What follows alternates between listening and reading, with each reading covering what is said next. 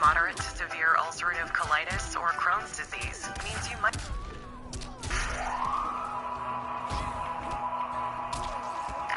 We're back for the Thousand Worlds Book Club, and we're concluding our discussion of Dying of the Light.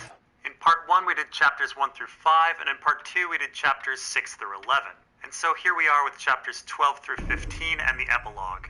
So Ned Stark has come to planet Croyane to find his ex-girlfriend Ashara Dane. But she's married to Rhaegar, who's been handing out friendship pins to everyone on the planet to protect them from the Space Boltons. After being tricked by Littlefinger, Ned ends up offending some Space Boltons by accidentally locking them out of their car. The Hound wants to fight Ned in single combat, but Littlefinger convinces Ned to run off with Ashara Dane. Rhaegar and the Space Boltons are left holding their dicks, and so everyone gets angry and the story becomes the most dangerous game. After trying to hide in a really awesome mall, Ned and Ashara are captured, but then Rhaegar springs them free. They try to hide in the most depressing city of all time, but then Rhaegar decides he needs to go get Littlefinger. Ned has an existential crisis, and then he and Ashara realize that Littlefinger is a bad dude. Ned goes to find Rhaegar, but only finds Jon Connington all hungover, and so the two devise a plan to rescue Rhaegar. So chapter 12 has Garce and Dirk devise a plan.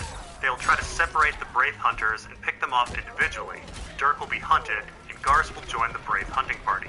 So Jan's car was shot down, and he's off running in the woods, and the Braiths are near the crash site preparing for the hunt. Garce and Dirk drop off a laser and a warm jacket at the crash site, and Dirk is to run to this site. Garce then hands over Dirk as a gift to the Braiths, though Garce has to remove the glowstones from his armband to prove that he's no longer loyal to Jan. The Braiths actually tell Garce that they're their own holdfast now, the Lartanes, which has caused a problem with Chell. Chell considered himself Braith through and through, and so he dueled Lorimar. Lorimar won, and Chell lies dying, so Breton Braith is now seriously pissed at everyone. Anyway, Dirk is then stripped naked and set off to run. He heads in the direction of the crash site, which is a kilometer away. So, once again, our author seems to screw up distances. Most people can run a kilometer in about 5 minutes, but Dirk runs and runs and runs to the crash site. Later, he actually spends half a day coming back from the site, which is something that should honestly take, 15 minutes. Maybe in this universe, a kilometer isn't a kilometer. Like Theon running from Ramsay and his hounds, Dirk flees ahead of the Lartane Braiths and their dogs. Dirk eventually makes it to the crash site, but a dog is on him until a banshee comes out of nowhere and eats the dog. Dirk finds the laser and kills the two Lartane Braiths that were pursuing him. One is actually only wounded, so we have this long, very bloody Mercy kill scene that reminds me of Arya and the Hound Mercy killing people in A Storm of Swords. For reasons never explained, the jacket that Garce and Dirk left at the crash site has disappeared, so Dirk limps nakedly back to the campsite. So in chapter 13, Dirk gets to the campsite and finds that all the Lartane Braiths and Garce are gone. They are on their hunt for Jan. He sleeps in the air car for a while and then bandages himself up before getting on a sky scoot to search for Garce. A banshee then appears and leads the way for Dirk. He finds Garce, who has separated himself from the Lartane Braiths, and Garce lets Dirk know that a couple Lartane Braiths got injured and have turned back. Only 2 of them now pursue Jan. Garce lets Dirk know that he knows where Jan is going, a cave. Garce talks to Dirk a bit about his history with Jan, and the 2 men bond. Garce then talks about 2 things of note with Dirk. The first is an odd insult compliment where he tells Dirk that he's weak, but no one has ever called him strong. Earlier in the story, Gwen had said that names are important, even lies. So what I think Garce was saying is that Dirk is weak, but he isn't so weak that someone felt the need to lie to him and call him strong. So he's not that weak. Next, Garce tells Dirk his world philosophy. He essentially says that real mock men are not the creatures of legend, but men without code. It's their souls that shift and not their bodies. The substance of humanity is code and conviction and promises, but it's internal. There is a hope that by wearing things externally like iron, that the internal will follow suit. Dirk then teases Garce and asks what's the purpose of silver, which would be what's the purpose of the woman's role. Anyway, Garce calls Dirk friend, and they go off to find Jan. They do find Jan, but Jan then kills Garce because he wasn't wearing his glowstones. So chapter 14 begins with Jan being super sad that he had to kill Garce, thinking that Garce betrayed him. Dirk keeps it a secret that Garce was actually true, figuring that the truth would hurt Jan even more. They leave, and a bunch of tree spooks and a banshee consume Garce's body. They then head over a ridge and find the city of Crine Lamia aflame. Breton Braith is apparently now on the warpath and shot up the city in an attempt to burn it down to kill Dirk and Jan. Of course, the idea of burning a whole city down to find someone reminds me of Salt Pans and John Connington's Lament of Stony Sept. Gwen is there with her captive Arkin. Arkin apparently went to find Gwen and she captured him. Dirk convinces her to untie him to keep up the ruse that Garce was a betrayer. Arkin had apparently told Jan that Garce was coming for him. Dirk later finds Gwen and they have one final conversation about them. He notices that Gwen now wears an iron armband showing that Jan has elevated her to Tane. This is normally a position only for men. Dirk then gives Gwen one of Garce's glowstones to mix in with her future ones, and he tries to give his Whisper Jewel to her, but she gives it back. Gwen reveals that her Whisper Jewel doesn't even work anymore. Dirk tells her that his promise to her still stands. Otherwise, he's nothing more than a mockman. Gwen then says that they should go back to Lartane to face the remaining Braiths. There is no law anymore, and she wants to hunt the hunters. Dirk kisses Gwen, but it's a dry, hard, crappy kiss. The gang then heads back to Lartane to find more Lartane Braiths dead by the hand of Breton Braith. This actually leaves just Lorimar and his Tane and Breton as the last Braiths. Jan spends his time depressed preparing for a duel, though Dirk thinks it's doubtful he'll be granted one. And so in our final chapter, 15, our protagonists sit in Lartane, awaiting a final showdown with the Braiths. This chapter takes place over the course of 8 days, which is actually roughly the time of the rest of the story combined. If you remember, back when Dirk and Gwen fled to Challenge, they had a little over 2 weeks until the next ship off-world. Dirk and Gwen spend the first night in their room at Challenge, then they're chased, then they spend the second night in the subway tunnels, then they're captured and escape. They spend the third night in Crine Lamia, and then the fourth night Dirk leaves to find Jan, and then they go to the Braiths, and Dirk's hunt is the fifth night. Dirk then sleeps all day in the Kevlar car and spends the sixth night finding Garce again. Then they make it to Jan's cave and spend the seventh night there before heading back to Lartane. It all gets a bit confusing as the action is usually happening at night and everybody's sleeping during the day, but it actually all works out. George R. Martin has been pretty careful with the passage of time. Distances, not so much, but time, yes. Anyway, over the course of a week, they see another Holdfast come and go, completely oblivious to their adventures. Dirk also has a dream of Breton, and Gwen and Arkin get into a fight. The most important thing that happens during the week is the final confession of the Grand Manipulator, Arkin Rourke. As it turns out, Arkin once had sex with Gwen. Way back 7 years ago when Dirk sent his Whisper Jewel to Gwen, she got upset, got drunk, and went to bed with Arkin. I do wonder if in their talks, Arkin convinced Gwen not to go to Dirk. Anyway, the next day, Gwen completely forgets that she had sex with Arkin. Now, it seems highly unlikely that someone would forget something like that under normal circumstances, so I have a couple options on what really happened. The first option is pretty dark. It may be that Gwen, who is weirdly the only one drinking, took Arkin to bed, passed out drunk, and Arkin proceeded to rape her unconscious body. And Arkin, being delusional, thought that he had some sort of special evening with Gwen. Arkin did earlier drug Dirk and take advantage of him, so maybe this is his creepy MO. This option would have hints of Lysa and Littlefinger's first night together, where Littlefinger goes to bed with Lysa drunkenly thinking he's going to bed with Cat, and he still believes that he took Cat's virginity. Though with both Gwen and Littlefinger, I scratch my head at what these people did in the morning when the people they went to bed with were next to them, and I'm baffled how the truth would never come up in conversation over all of those years, but whatever. The second option about Gwen forgetting is more sci-fi related. So, Whisper Jewels are a mixture of technology and telepathy. And in the Thousand Worlds universe, sex is a way to better telepathically connect with someone. We saw this in Night Flyers when the Psi handler would have sex with her Psi protege. I'm wondering if perhaps Gwen using her Whisper Jewel and then having sex did something odd.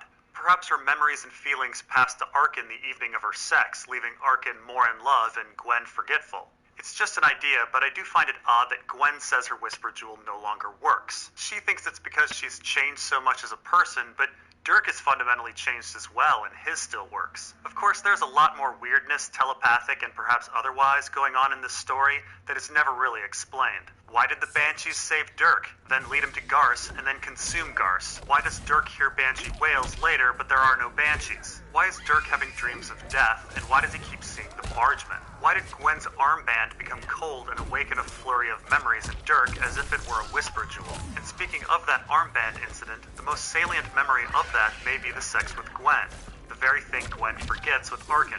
Anyway, so the fun thing with the serpent is, how does a serpent talk? And not only that, but why is the serpent's punishment to crawl?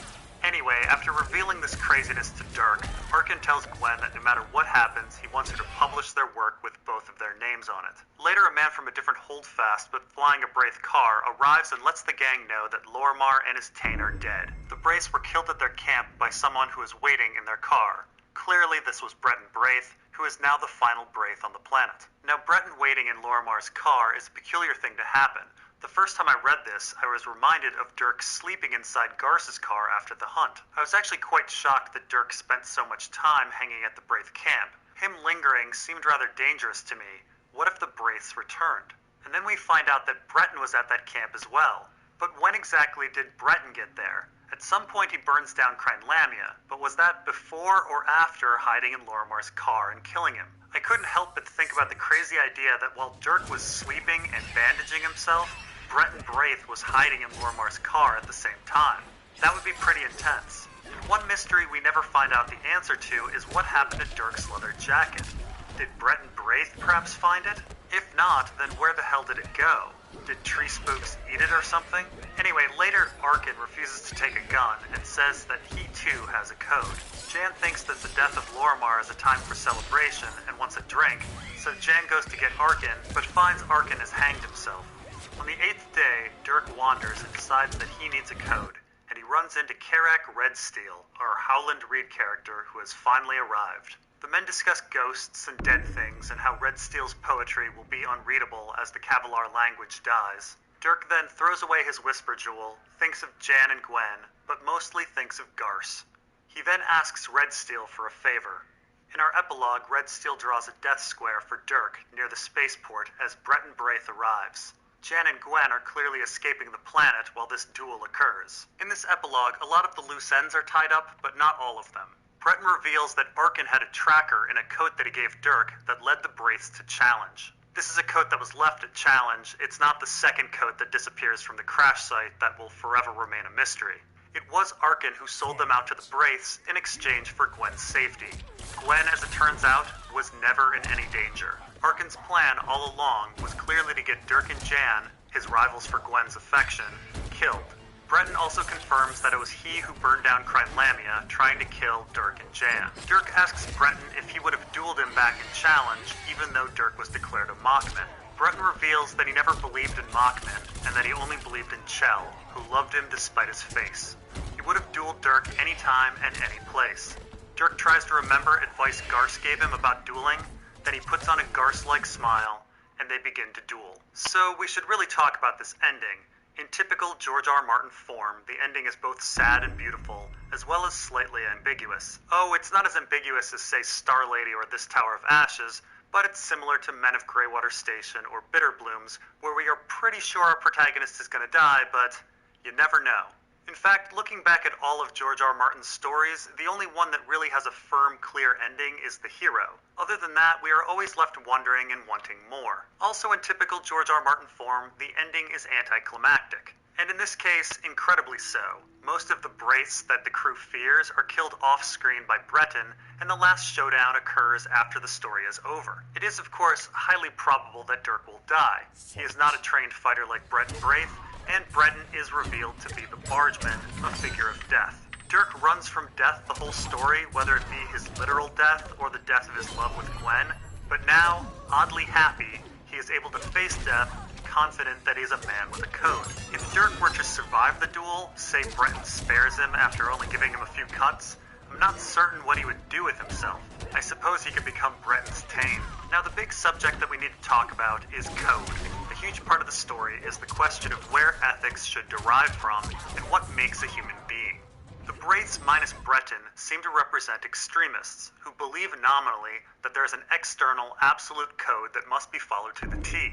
Of course, all absolute code falls apart eventually. It either cannot adapt to a changing world, or it's riddled with contradictions and impossible tasks. Of course, we see this in the real world. Religious texts will say contradictory things like both love and kill, or something completely impossible like do not covet, or something completely impractical like do not charge interest or do not wear blended fabrics. When it really comes down to it, no one can follow an absolute code, and so people pick and choose the codes they like.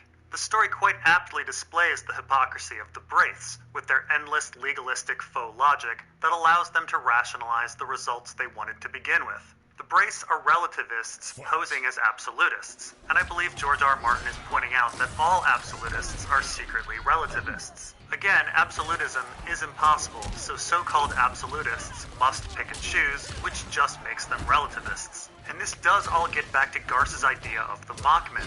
Mockmen change their morality at will. Ironically, the Braiths are the real Mockmen, fully revealing their shifting ways when they form their own holdfast.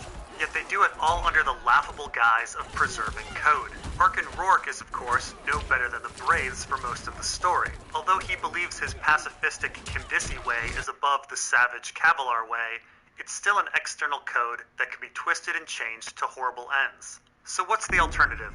Well, relativism is bankrupt as well, as a code that can readily change is no code at all. It's nihilism, which the story frames as incredibly depressing and wrong. Gwen oddly seems to be without code at story's end, revealing that she's as bad as a Braith. Jan seems to be desperately attempting to construct a new external code, but we have no idea if it will work. But Dirk himself heads towards a third option. Rather than making choices based on an external code or having no code at all, Dirk moves towards choosing internal personal values. Essentially, Dirk seems to arrive at some sort of existential humanism. And of course, he comes to this place in an extreme way. There is no law, social norms, or religion that dominates the empty planet of Warlorn. It's just Dirk keeping his commitments. It's all very Sartre. What's interesting is we find out that Dirk and Breton are kindred spirits in this respect. We find out that despite Kavalar Code and his fellow Braiths saying all sorts of weird things about the right or even obligation to kill Dirk as a Mockman, Breton Braith was his own man. He would have dueled Dirk anytime, any place. Breton, too, had a personal code. In fact, Breton and Dirk seem to have the same code. They believe in keeping promises, and they believe in love, even when the other person is gone. Dirk loved Gwen, and Breton loved Chell, and with that came certain promises. Yes, Chell is dead, and Gwen will never be Dirk's Jenny again, but that doesn't matter. Dirk promised to protect Jenny, and Breton promised to honor Chell. And perhaps most of all, the two men agreed to duel. Breton and Dirk are both men of their own personal codes, and they're true to their own personal codes, which is why Dirk likes Breton, and why Breton agrees to duel Dirk. Of course, another character gets to this place as well. Garce removes his glowstones from his armbands because the external are meaningless. His love for Jan is internal. It's interesting that it's Garce and Breton who become Dirk's heroes in the end over, say, Jan or Gwen. Jan had been set up to be this perfect hero and Gwen as Dirk's true love, but it's unexpectedly Garce and Breton who Dirk most admires at story's end. Oddly, even Arkin Rourke dies keeping a code. Now, George R. R. Martin has said that his focus on existentialism was something that was part of his earlier works, but not so much in his later works. That may be true, but these themes are still there. The character I most think about with regards to existentialism is Jamie. Now, Jamie is clearly a character derived from Annalyn from In the House of the Worm, but Jamie is also very much like Dirk. He is given an external code and is unable to keep it because it contradicts. This is something he famously tells Catelyn and something I refer to as the Jamie dilemma in my videos. Yet later on, even though Cat is dead and he has absolutely no reason to honor their agreement, Jamie becomes a man who wants to honor the promise he made to her. And why is that? What's the difference between being a Kingsguard and an Oathkeeper? Well, one code is external, and the other is internal. Other people gave him the Kingsguard code, which he is highly critical of, but he gave himself the code to honor Cat.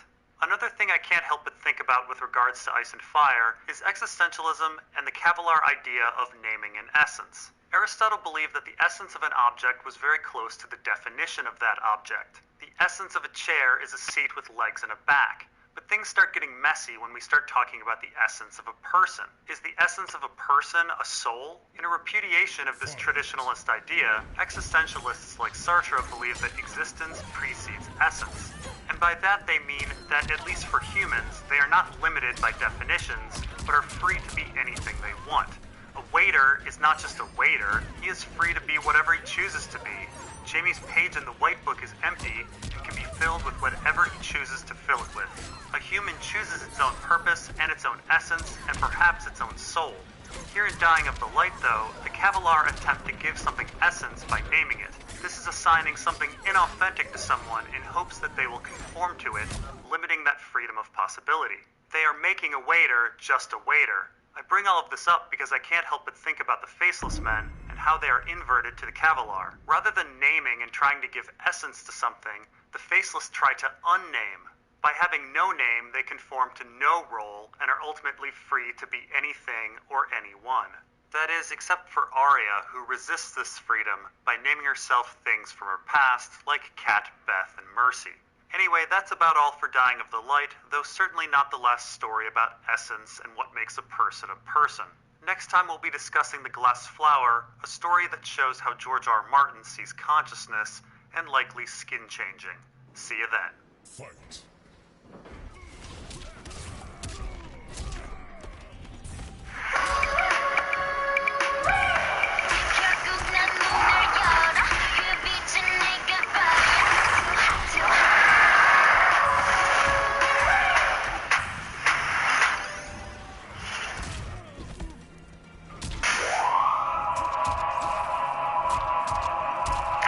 Overtime, guys. Unexpectedly, we are back for the Thousand Worlds Book Club, and we are talking about With Morning Comes Mistfall. For a while now, mainly because a lot of people really love this story, people have been requesting that I do With Morning Comes Mistfall, but it didn't seem to have any relationship to the Thousand Worlds universe. There were no Earth Imperials, or even a mention of Old Earth, no Jangles, no Harangans or Findi, no Ecological Engineering Corps, no Erica Stormjones. Finally, someone pointed out to me that the story mentions a world called New Refuge, and the Stone City also mentions New Refuge. And so there it is, With Morning Comes Mistfall is in fact in the Thousand Worlds universe. And this means With Morning Comes Mistfall is likely our earliest story in the timeline, even earlier than Warship. Humanity in our story is just beginning the colonization of the galaxy, and so this is long before the Double War. With Morning Comes Mistfall is actually a fairly short and simple tale where very little happens. But it does get right at one of our author's largest conflicts with both his writing style and how he sees the universe.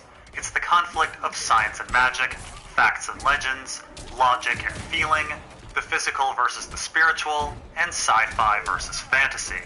So With Morning Comes Mistfall takes place on the planet of Wraithworld, a planet covered by a beautiful mist that shifts throughout the day. The setting is somewhat similar to the Eyrie, and Mistwood in the Stormlands is named for this story. In fact, our author accidentally calls Mistwood Mistfall in the second Ariana sample chapter. There are some unexplored mysterious ruins on the planet, but most work is unable to be performed on the planet because of the mist and because people think the planet is haunted by wraiths. There is a pervasive legend of wraiths who have supposedly killed various people throughout the years, namely an expedition led by a man named Gregor. The legend has brought a share of tourists hoping to spot a wraith, and the world has a somewhat popular hotel on a mountaintop owned by a man named Sanders. It seems our author took the names of the Clegane brothers, Sander and Gregor, from this story. So the story stars an unnamed protagonist who is a journalist. Our author studied journalism in college and taught it for a number of years, and this journalist has been tasked with covering a new scientific expedition led by a man named Dubovsky. Dubovsky wants to finally get down to the bottom of whether or not wraiths are real. He has planned a very detailed mapping and exploration of the planet in order to do this. The expedition has upset the hotel owner Sanders, who feels Dubovsky just doesn't understand things, not just the appeal of the planet, but life in general. Our protagonist plays a sort of neutral party. He's not a scientist and is not really part of the Dubovsky expedition, but he also has no stake in Sanders' hotel either. He appreciates beauty and has some general skepticism to the idea of wraiths, but is open to the idea that they actually exist. Our journalist starts chatting with Sanders while watching Mistrise and Mistfall every day, and a friendship of sorts begins. The protagonist initially thinks that Dubovsky's expedition is an understandable quest for knowledge, and that Sanders is simply worried about his business. The mystery of wraiths has brought tourists to the planet to see if they can spot one, and without the mystery, they may not come. Sanders is insulted by the accusation that all he cares about is money, and stops speaking to the protagonist for a while. While following Dubovsky on his expedition, the protagonist begins to better appreciate the nature of the planet. He goes on walks and accompanies hunters, and he finds weird forests and odd animals. He begins to find the world hauntingly beautiful. Eventually, Sanders warms to the protagonist again, perhaps noticing the protagonist's growing love for the planet. But then one day, Dubovsky accidentally calls Mistrise Mistfall, and Sanders simply flips out, furious that Dubovsky doesn't know the difference between the two after months of being there. After that, our journalist and Sanders become very good friends, and Sanders then shows him a bunch of hidden secrets of the planet. Sanders takes him to see mist waterfalls and island swamps and other crazy sights all around the planet. Eventually, the protagonist runs out of things to write about with regard to the Dubovsky expedition and starts writing mainly about his time with Sanders and the nature. Later, Dubovsky finishes his work and is overwhelmingly successful. He proves there are no wraiths and even debunks a sighting by the original Gregor expedition by determining that original sighting to be a bunch of baboons. Sanders is livid as the planet has now lost its charm, though Dubovsky thinks now the planet will benefit. Now it can be farmed and exploited without fear. In the end, though, the tourists stop coming to Wraith World, and Sanders' hotel goes out of business. It becomes a ruin, like the other ruins on the planet. Farming is mostly unsuccessful, except for a strange wine that is produced that our protagonist loves. So it's rather clear that our story is actually a debate going on within the mind of our author. The characters represent positions of an argument. And we've seen this structure before. A Song for Aaliyah is a story where the protagonist is caught between the human desire for togetherness and the human desire for individuality, each represented by a character. Or we can look at In the House of the Worm, where different characters represent philosophical schools. Here, Dubovsky represents knowledge and science, while Sanders represents mystery and mysticism. Now, it's worth mentioning that George R. R. Martin was a sci-fi guy, so the people he was hanging around with and admired were science-oriented people who would default to the merits of progress. But Martin is also a lover of poetry and believes that on a different level, there is a beauty and intrigue to mystery. And this does get into George R. R. Martin's writing style. Over 27 stories spanning 15 years, we don't really know anything about the Findi or the Harangans. We didn't really get all of the answers surrounding the Vulgrin and Night Flyers. Did Del Vecchio die in Men of Greywater Station? Did Annalyn bring peace in The House of the Worm? What was up with that eight-legged cat in This Tower of Ashes? What's in store for Chloronymus in The Glass Flower? Did Star Lady and Golden Boy survive? What about Dirk at the end of Dying of the Light? Who knows? George R. R. Martin didn't want us to know the answers. Rather than everyone dying or happily ever after, most of the stories that we've read have left a fog of mystery. Now, with this discussion, I can't help but also think about the differences between sci-fi and fantasy. George R. R. Martin is rather focused on what he calls furniture rules. That is, fundamentally, there is no difference between sci-fi and fantasy. They're just dressed up differently, like a room with different furniture. Our author even dedicated A Storm of Swords to Phyllis Eisenstein, who convinced him to make his book more fantasy-oriented, with the dragons put back in. And often in Ice and Fire, we are left with mysterious magical happenings that could possibly be explained logically with science. Was Aaron really raising the dead on the beach, or was that mouth-to-mouth resuscitation? Do the pyromancers really have spells to manage the wildfire, or are they just clever mechanisms like Tyrion thinks? Was Courtney Penrose killed by his own men, or a shadow baby? Was Storm's End really built with magic, or long-lost advanced engineering? Was Daenerys really wandering a magical labyrinth in Karth, or did she simply take a psychotropic drug? For each of these questions, you may fall on the science side or the magic side, but our author is clearly presenting the opposition of science and magic to make us wonder. The unknown makes the story more interesting. Now, I should note that the fundamental mystery in With Morning Comes Mistfall is the largest mystery in life, and perhaps the largest mystery of science. The wraiths over and over in our story are called ghosts. They are disembodied consciousness, a subject our author loves to write about. Consciousness is the song in A Song for Leah. This makes Dubovsky's expedition for the wraiths a metaphorical search for whether or not there's a human soul. And this gets into whether or not scientific progress is truly always good. Is it a good thing to answer the ultimate question? Is it a good thing to prove that we are soulless? To prove once and for all that consciousness and self-discovery and the human heart and conflict are all meaningless? How would that affect art and literature? How would that affect the human mind? I'm sure everyone has their own opinion on this one. But yes, the point of the story is that when Sanders and our protagonist are looking out on Wraith World, they are really looking out on the beauty and mystery of the human soul and enjoying all of the wonders that comes from that experience. The question of wraiths and the question of souls and being is a frightening one, but ultimately, in our author's opinion, a rewarding one. And this is all regardless of whether or not souls actually exist. What our author is saying is that the search for one's soul and that self-discovery is of value in itself. And our author fears that there are people like Dubovsky who do no self-examination. Remember, a lack of self-examination was our author's big problem with Valkarengi in A Song for Leah. And it seems our author is wondering that without a mystery of the soul, would anyone bother with self-examination? And our author questions what the utilitarian value would be for such a discovery. Dubovsky thinks that a wraithless wraith world will be profitable and useful, but in the end, it isn't really. Of what value is there to discovering that we're soulless? Dubovsky would argue that we're crippled by superstition. Once liberated, we're free to do other things. But our author would argue that there's value to the unknown. There's value to the mystery. It makes people search, and that search is of value. And once again, we say goodbye to the Thousand Worlds Book Club. That is, unless someone finds yet another story. This is the third discovery since the club began. And yes, I do know about the lonely song of Lauren Dor that mentions Bacalon. I'm not sure what to think about Lauren Dor. It's kind of a fantasy story involving dimension hopping and doesn't really fit with the rest of the Thousand Worlds universe. And Bacalon is in Ice and Fire as well, so it might just be some sort of callback.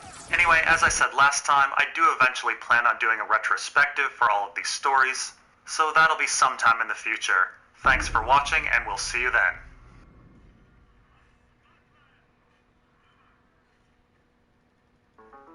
You don't need a waffle maker. But yes, you do. You need it right now. Oh, it's near you? It's in stock. Thanks, Google. Pick it out, pick it up, flip it over. You got waffles. Gotta have it now. Get it near you. Shop with Google.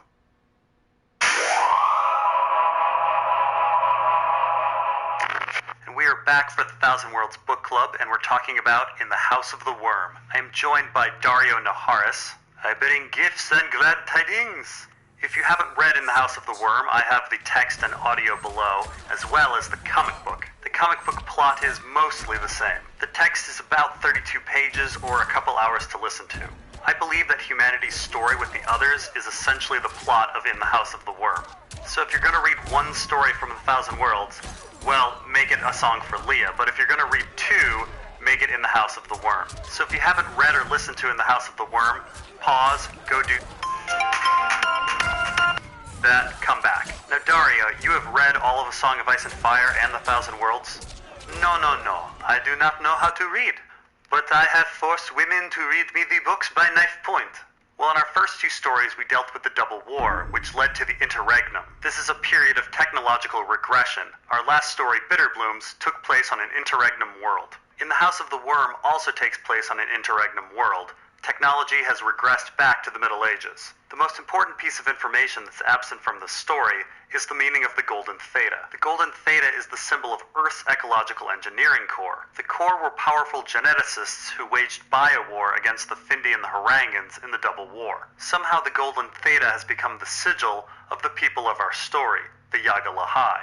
Our protagonist, Annalyn, wears a Golden Theta the entire story. The Yaga-Lahai, or the Worm Children, are a rather decadent people. They spend their time partying and fucking, and have made a delicacy of another race called the Grounds. They also worship a rather disgusting religion where their religious leader, the Man-Worm, has to have his arms, legs, penis, eyes, and everything else removed until he's more like a worm. The Yaga-Lahai's numbers are dwindling, and their sun is burning out, but they're not doing anything about it. Our story opens with Annalyn at a party trying to get laid. He's interrupted by a ground hunter called the Meatbringer. The Meatbringer embarrasses Annalyn, and Annalyn's date goes off and fucks the Meatbringer.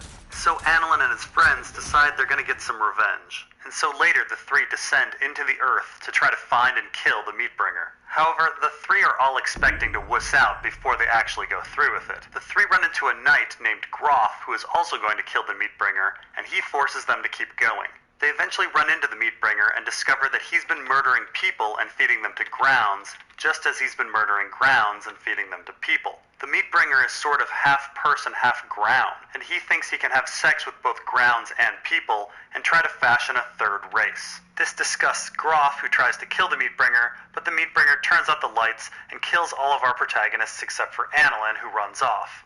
Annalyn is left in pitch dark, doesn't know how to get back, and has a breakdown. However, he eventually gets his act together and starts exploring. He eventually finds a ground, and then a large dead eater worm, and then some live eater worms, and then finds an ancient chamber of the Change Masters where he learns about the history of his planet. He finds a helmet that helps him see in the dark, and then befriends a ground by fighting an eater worm with him. He is introduced to the ground civilization and then is brought close to home. He then faces off against the Meatbringer and is able to defeat him because he too can now see in the dark. Annelin returns home to become an advocate of making peace with the grounds, but most people just find him generally amusing. So Dario, what is your overall impression of In the House of the Worm? This is now our fourth anti-war story, and with this one it's very hard not to think about Jacques Vance. Jacques Vance? Jacques Vance and the Dying Earth. It is a story series where the sun is dying. Oh yes, Jack Vance. He was a huge influence on our author. The two House Vances of the Riverlands are actually references to Jack Vance. House Vance of Wayfarer's Rest is in reference to the work Leanne the Wayfarer, and their sigil references the Dragon Masters and the Eyes of the Overworld. House Vance of Atlanta is in reference to Bad Ronald, and their sigil is in reference to the Last Castle and the Dragon Masters. Our author even wrote a story in honor of Jack Vance in 2009 called A Night at the Tarn House. So the setting here is pretty much the same as the Dying Earth. Technology has regressed, the population is shrinking, and the people are hedonistic and fatalistic. But Preston, I have to say I am a little bit confused about the history of this planet. Yeah, it's a bit confusing as we keep hearing histories that aren't actually accurate. Clearly the use of the Golden Theta tells us that the Earth's Ecological Engineering Corps were the first settlers on the planet. Annelin speaks the prayer of the Yagg-el-Ahai at one point, which mentions that the ships are gone. This seems to be in reference to the Interregnum, where space travel is lost. However, the Corps are still incredible geneticists, so there seems to be some movement on the planet to adapt humanity to better survive. But I think there was a schism among the Changemasters because we find that there are Golden Thetas and Silver Thetas.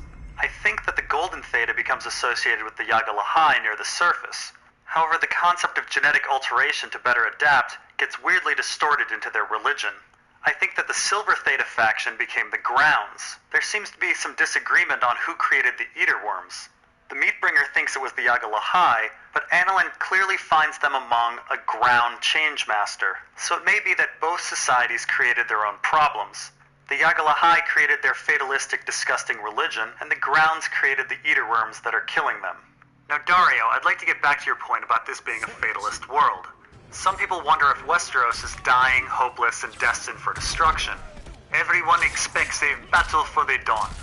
But here we have a clear positive growth arc for our protagonist, from not caring and being resigned, to caring and wanting to save the world. The story ends with some hope, albeit a small hope for the Yagg-el-Ahai and the Grounds. It is very existentialist. Man makes his own destiny. Annelin is very much the Jaime character. Absolutely. Like Jaime, he starts out blonde, spoiled, self-absorbed, and wants to have sex with himself. Incidentally, sex with oneself is a reoccurring theme for our author. But Annelin essentially grows to become a hippie. An hippie? Absolutely. The message of the story is that the Grounds and the Yagg-el-Ahai need to be breeding with each other rather than eating each other. It's make love, not war. I believe in making love and in making war. In succession. Or concurrently. And that's why you're a villain. A villain? Oh, no.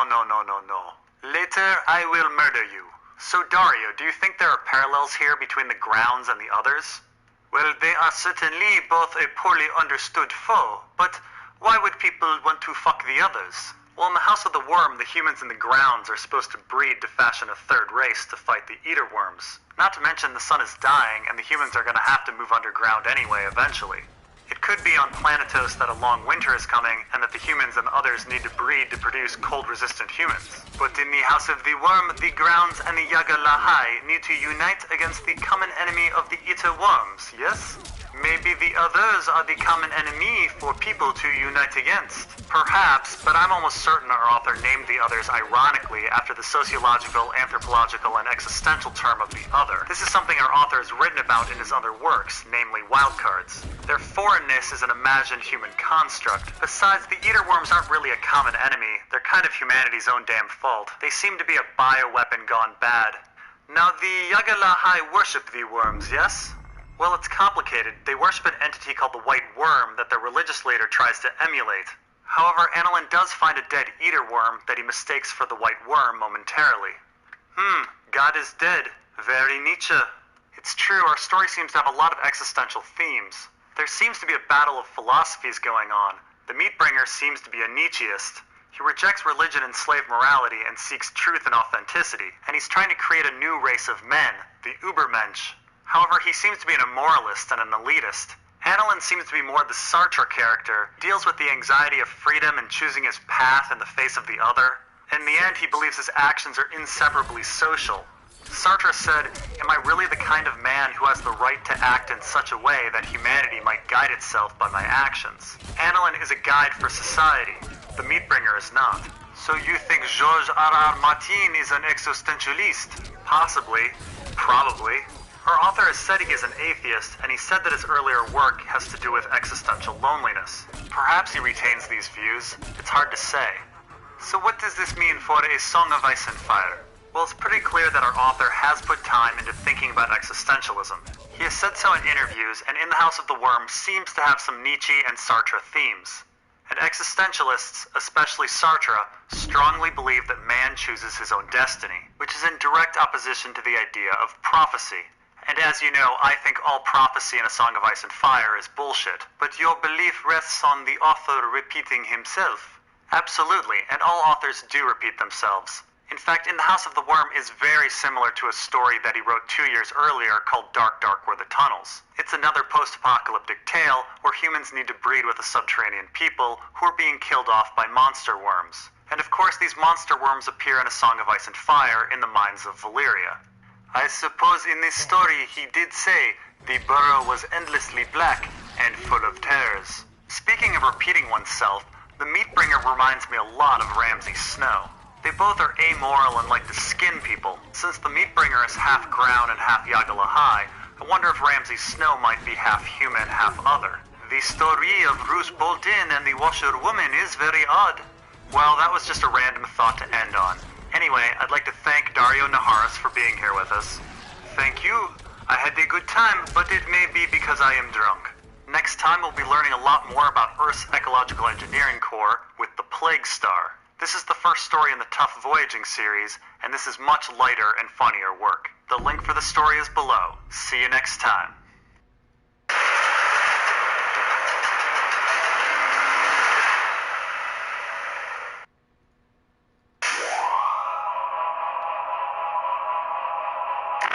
And we are back for the Thousand Worlds Book Club, and we are talking about And 7 Times Never Kill Man. The link for the audio and the written is below. We are joined by Strong Belwas.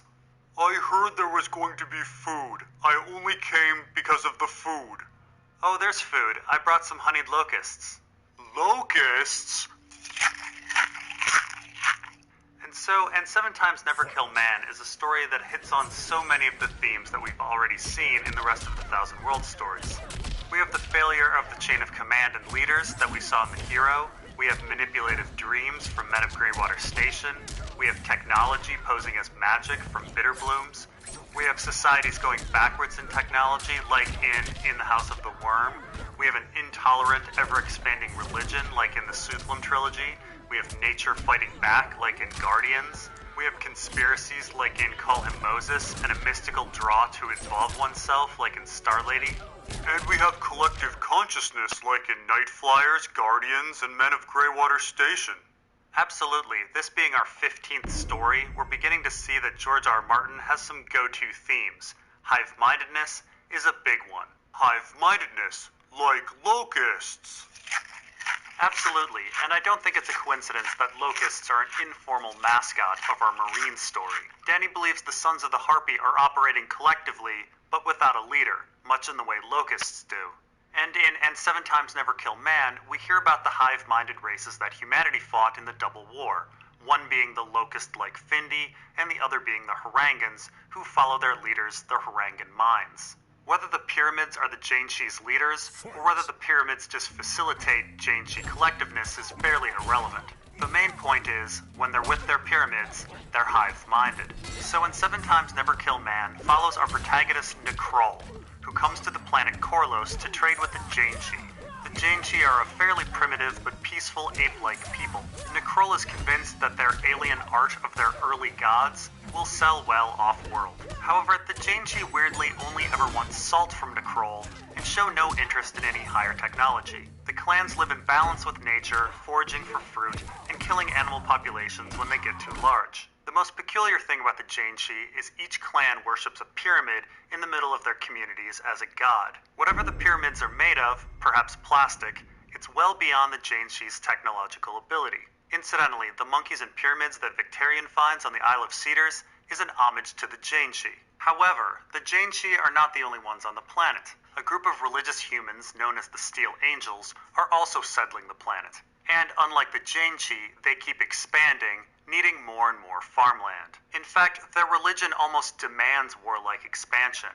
They worship a violent deity called Bacalon, the Pale Child. Bacalon is against beating swords into plowshares. By the way, the Blackfish also preaches this anti-biblical message in A Game of Thrones. And Bacalon himself appears in the House of Black and White and in the dreams of Aaron Damphair. Anyway, as the Steel Angel colony grows, they destroy the Janshi pyramids and either kill the Janshi or send them off into the woods to fend for themselves. Once a Janshi pyramid is broken, the Janshi seem to be unable to work collectively and often end up starving in the woods. So this is basically the same story as the Children of the Forest and various invaders, right? The children worshipped trees as gods and were close with nature. They even had golden eyes like the Janshi. And then the invading First Men and then Andals came in with their advanced weapons, burned their trees, and were ever expanding. Yeah, of all of George R. Martin's reused plot lines, this one seems to be the most obvious. So our story begins with the Steel Angels hanging dead Janshi children after removing a Janshi community. Some Janshi actually got violent with the Steel Angels, and Wyatt, the leader of the Steel Angels, wants to warn the other communities. This causes our protagonist Necrol to bitterly hate the Steel Angels, and he begins to visit the Janshi communities and tries to sell them weapons to defend themselves. They don't want any. Meanwhile, with the Steel Angels, Necrol has a mirror character named Dahan. Bald Dahan is the weapons master of the Steel Angels, but he wants them to cease their military activity because he believes the Janshi are no longer a threat to Sword Valley, where the Steel Angels live. Winter is coming, he tells their leader Wyatt, as other important tasks need to be taken care of. Wyatt, though, ignores Dahan and decides he wants to collect Janshi and spread the message that the Steel Angels are superior so that the Janshi will not oppose them when they expand beyond Sword Valley. That's an interesting parallel. Necrol is the unsuccessful warmonger among pacifists, and Dahan is the unsuccessful peacenik among militarists. So Necrol, being unsuccessful selling to the Janshi communities, decides to find clanless refugees to form his own resistance group, the first being a female Janshi called the Bitter Speaker. Necrol is not very successful and finds that Janshi without their pyramids don't organize well, they fight all the time, they fuck all the time, and have way too many offspring. He proceeds to ask them about their early gods, the ones they carved, but the Janshi don't know what the fuck Necrol is talking about. Meanwhile, things are not going well for Dahan either. Wyatt, the leader, has been receiving visions that the Janshi will not oppose them as they venture out of Sword Valley. Dahan tries to warn Wyatt of false visions, like those sent by the Harangans and their slave race, the Githyanki, back during the Double War, but Wyatt doesn't listen. Uh-oh, visions. That sounds like the Children of the Forest as well. So spring comes and the Steel Angels begin their expansion, and one group of Steel Angels, after destroying a pyramid, comes back with carved statues of Bacalon. The Janshi carved a bunch of Bacalon statues for some reason. Dahan thinks it's a trick since Necrol may have given them information about Bacalon, but Wyatt reveals that many villages, ones Necrol never visited, have been producing them as well. Wyatt declares that this is a miracle, that his visions foretold all of this, and becomes even more devout in his beliefs that his visions are true. Later, word gets out that hundreds of Janshi are collecting near a pyramid. Dahan fears an uprising, so he heads to the pyramid, and Necrol thinks there will be a bloodbath, so his people head that way too. Dahan figures the easy way to have everyone disperse is to destroy the pyramid. But suddenly the pyramid transforms to be translucent, and a statue of Bacalon is inside. Dahan thinks it's a trick, but suddenly the Bitter Speaker becomes possessed and shoots Dahan. Chaos breaks out, and Necrol is killed as well. The Janshi disperse, and the Steel Angels decide to bring back the pyramid to their city. Much later on, Necrol's partner returns to the planet. She finds no reason to trade with the planet anymore, since they now carve Bacalon statues. The Bitter Speaker and the rest of Necrol's resistance group asks to leave the planet with her, and she finds the Steel Angels following the directions of a vision. They are burning their winter stores, believing there will be no winter this year, and they are executing their own children as sacrifices, leaving some to starve to death. Child sacrifice? I don't feel so good.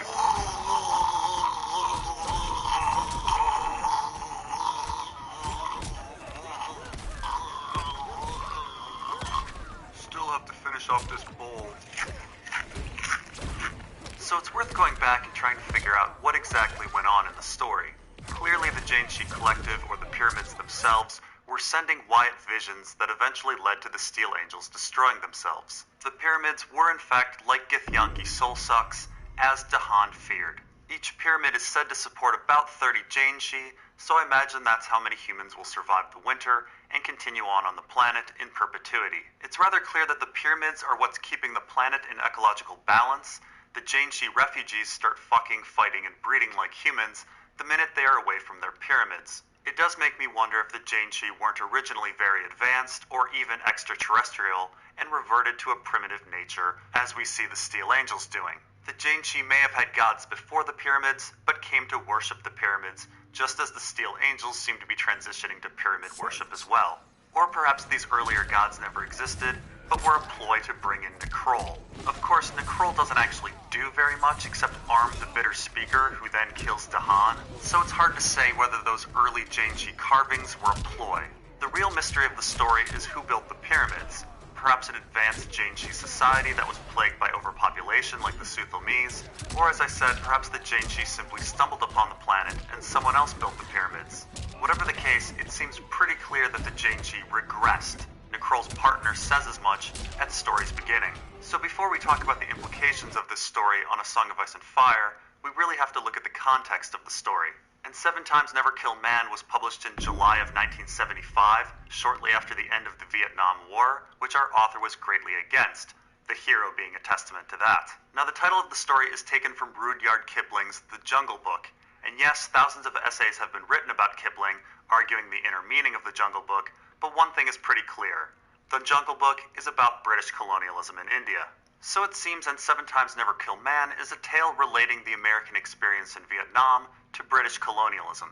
The jungle-dwelling collectivist Janshi being rough stand-ins for communist Vietnamese. Incidentally, And Seven Times Never Kill Man actually inspired conceptual artists in the creation of the Wookiees. And the Wookiees were originally supposed to be in the Ewoks' place in Return of the Jedi, with the Battle of Endor being Lucas's take on the Vietnam War. However, there is a huge fundamental difference between the Janshi and either the Wookiees or the Ewoks.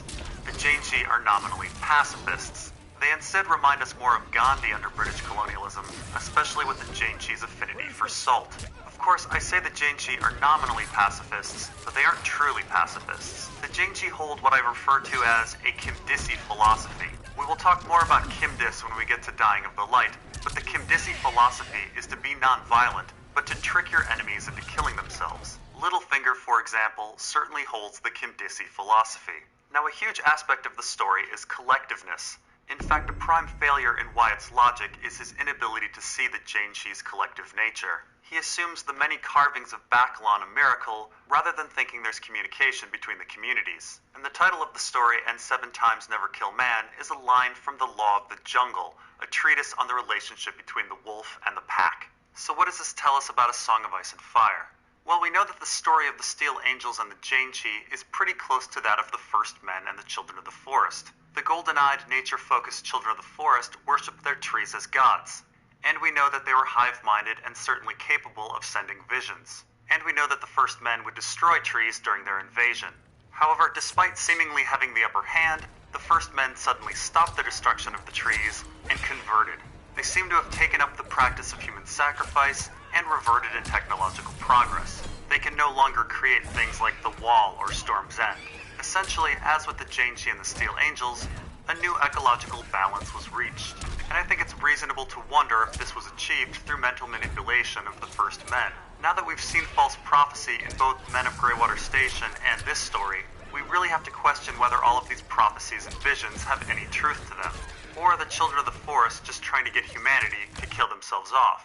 Additionally, George R. R. Martin seems very concerned with sustainability, both politically and environmentally. The religion of the Steel Angels was not sustainable, just as the Soothlamise were not sustainable. We have to ask ourselves, in the mind of George R. Martin, is feudalism or even capitalism sustainable? If this story really is about Vietnam, George R. Martin is showing some sympathy towards communism. Perhaps the endgame for Westeros is some sort of communal living as well. Did you just call George R. Martin a communist? Yeah, kind of, or at least he was in the 70s. By the way, you're looking a little green there, Strong Belwas. Yeah, I'm gonna go take a nap. So a few other important things to note before we go. This is yet another story that bashes religion. I see it highly unlikely that any religion in Westeros will be deemed illegitimate. It's interesting to note that the moon comes out before the Janshi received their messages. We've seen that the moon is related to communication in Ice and Fire as well. Perhaps the moon is acting like a satellite to bounce messages across the land.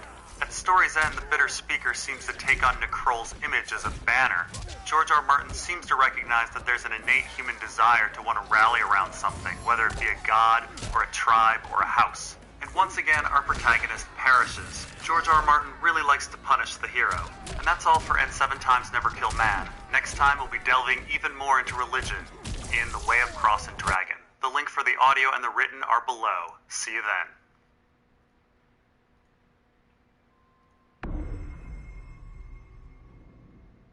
Got lingering odors? Grab Febreze Small Spaces. Press firmly to activate, and Small Spaces continuously eliminates and prevents odors to freshen up any small room for up to 45 days. Febreze.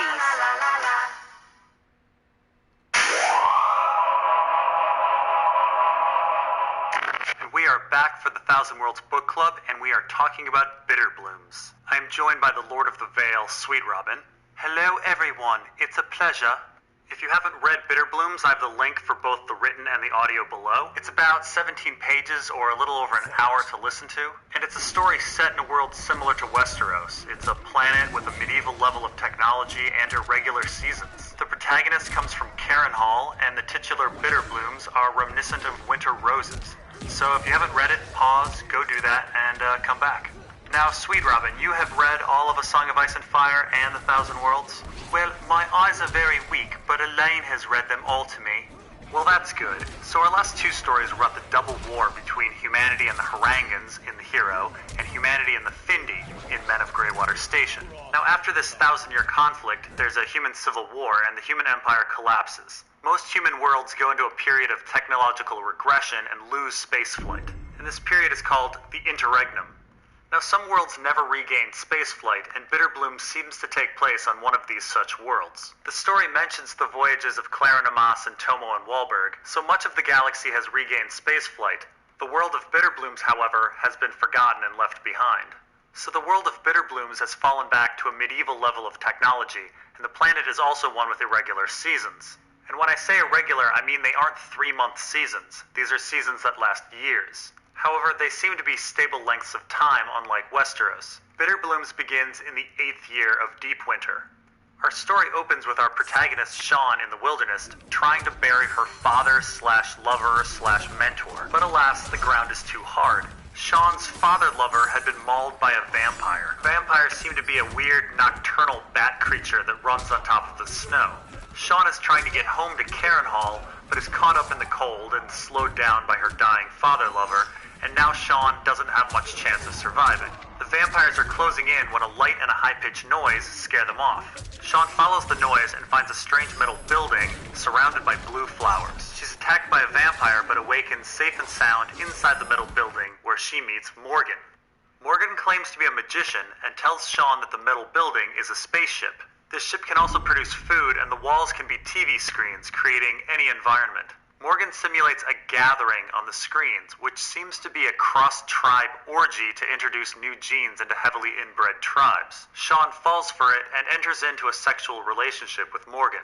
Morgan seems to know Sean's ancestors and knew a different Sean. Apparently, these previous Harrenhal residents knew Morgan, left her, and then invented a legend about how dangerous she was in order to keep later generations away. These ancestors seem to have feared the softening effect of Morgan's luxury, as the world they live in seems to be a tough place that requires tough people.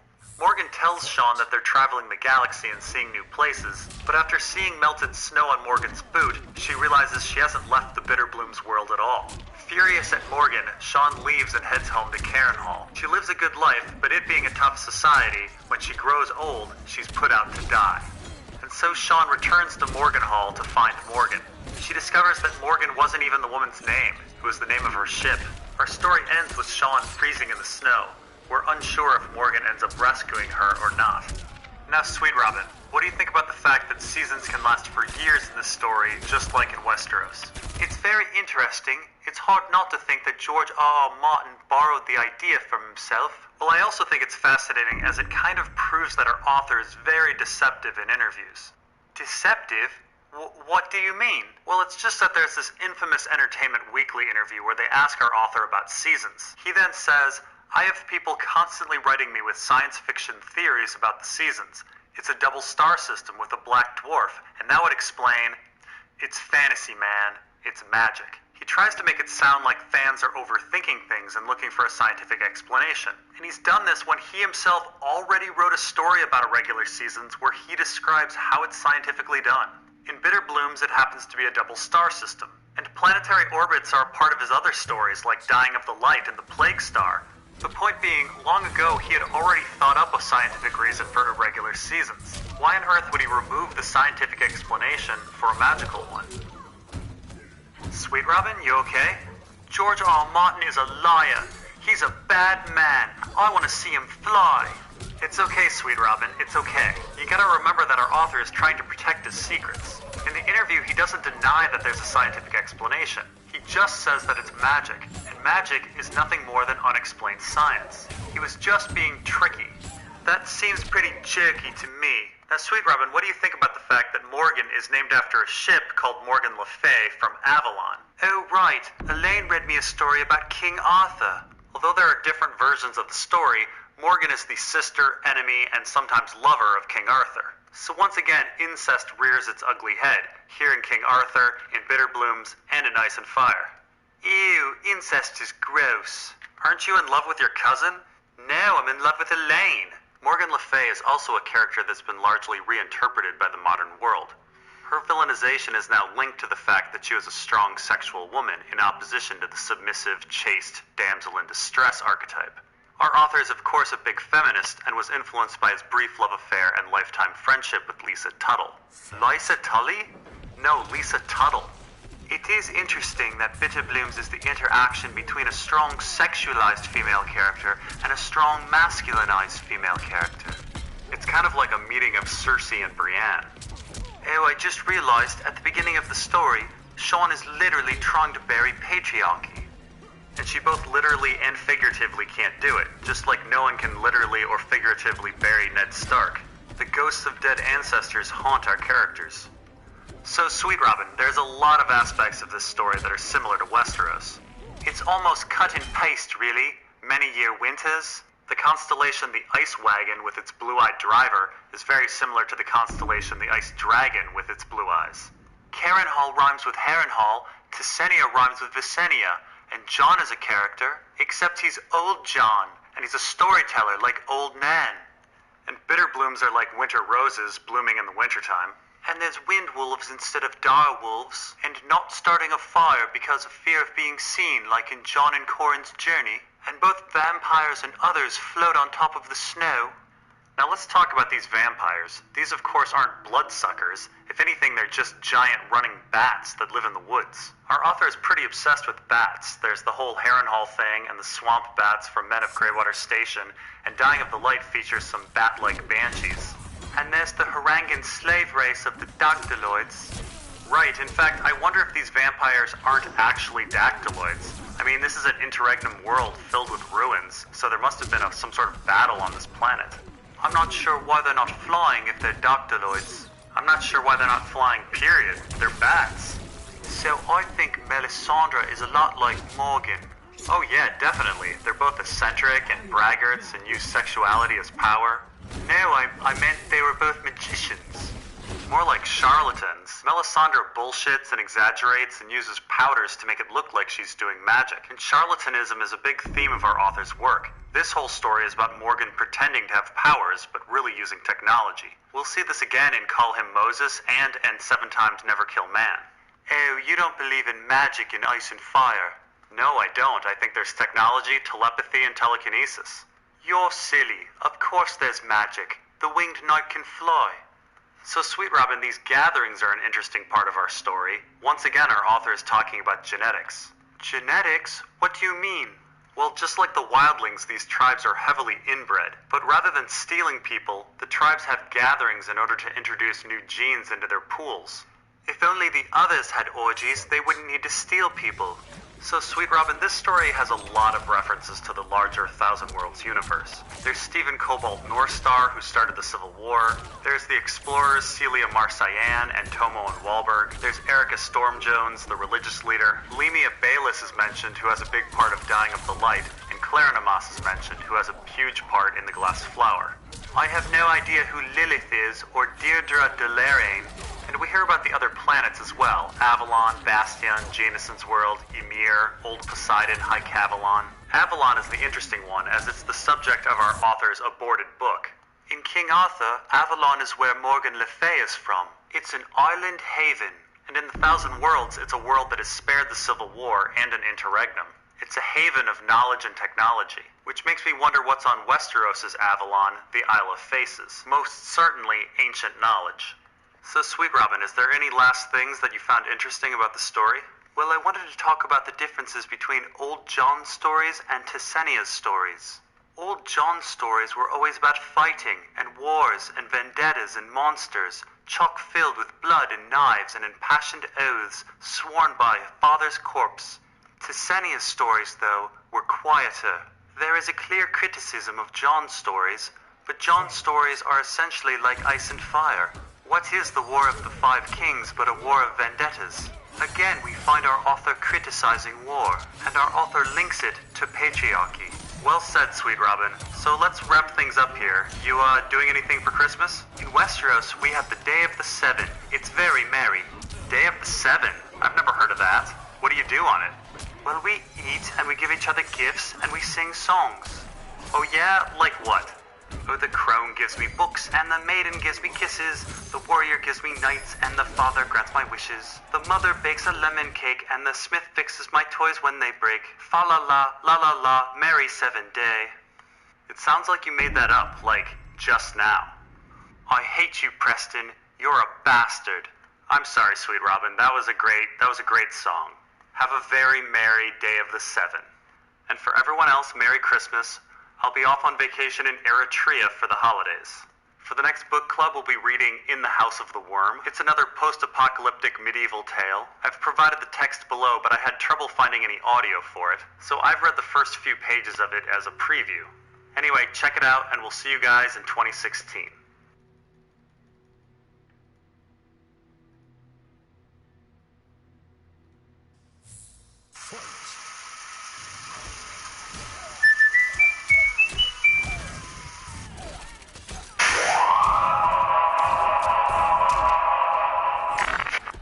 Back for the Thousand Worlds Book Club, and we're talking about Call Him Moses. Call Him Moses is a relatively short story. It's only about 20 pages. The link is below. I'm sorry there's no audio. For this installment, we are joined by Cold Hands. Hello!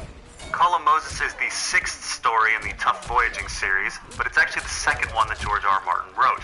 Our author originally wrote it in 1978, but I'm certain he updated it for the 1985 Tough Voyaging.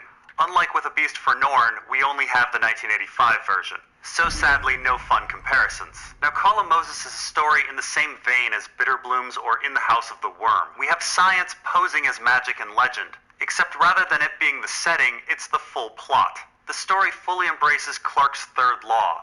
Any sufficiently advanced technology is indistinguishable from magic. Now, even setting aside the post-apocalyptic sci-fi Westeros idea, science poses as magic all the time in the world of Ice and Fire. Most notably, Aeron Damphair resurrects people with CPR. Melisandre makes her fires dance with the use of explosive powders, and Euron navigates far from shore likely with the help of a sextant. Of course, I believe the extreme of this, that there is no magic in the world of Ice and Fire, only technology, telepathy, and telekinesis. How do you explain my resurrection? Are you resurrected, or is someone telekinetically and telepathically animating your corpse? I'll never tell. Now our story begins with Tuff and Dax enjoying a meal when a man named Jamie Crean attacks him. Dax alerts Tuff to the danger, and Tuff dodges the bottle. And then in a very surprising action, Tuff breaks Jamie Crean's arms. I guess Tuff is not a pacifist. Now I should say our author seems to like the name Jamie. We of course have Jamie Lannister, but people from Jameson's world are called Jamies, and here we meet Jamie Crean. Jaime, the same spelling as Lannister, which is the Spanish-Portuguese spelling of the name. I have no idea if there is a special Jamie or Jameson in our author's life. So after the fight, Crean goes to prison and is released into forced servitude under Tuff. The local laws are a bit weird, and so the two head to the Ark, where they pass by Tuff's ship collection. We interestingly hear about a teardrop-shaped Avalonian ship that looks much like Morgan's ship from Bitterblooms. Morgan was from Avalon, so this makes sense. This Avalonian ship is of course Tuff's old vessel, the cornucopia of excellent goods at low prices. So Tuff informs Crean that he owes him 400 standards, and Tuff starts buying answers from Crean about why he attacked him, a standard per answer, which Dax helps him bargain for. Crean tells Tuff that he attacked him because he feels that Tuff is a criminal. Interestingly, Tuff brings up that law is relative. This of course is one of Socrates' arguments at the beginning of the Republic. What is legal is clearly not synonymous with what is ethically just, and we will get back to this idea in a second.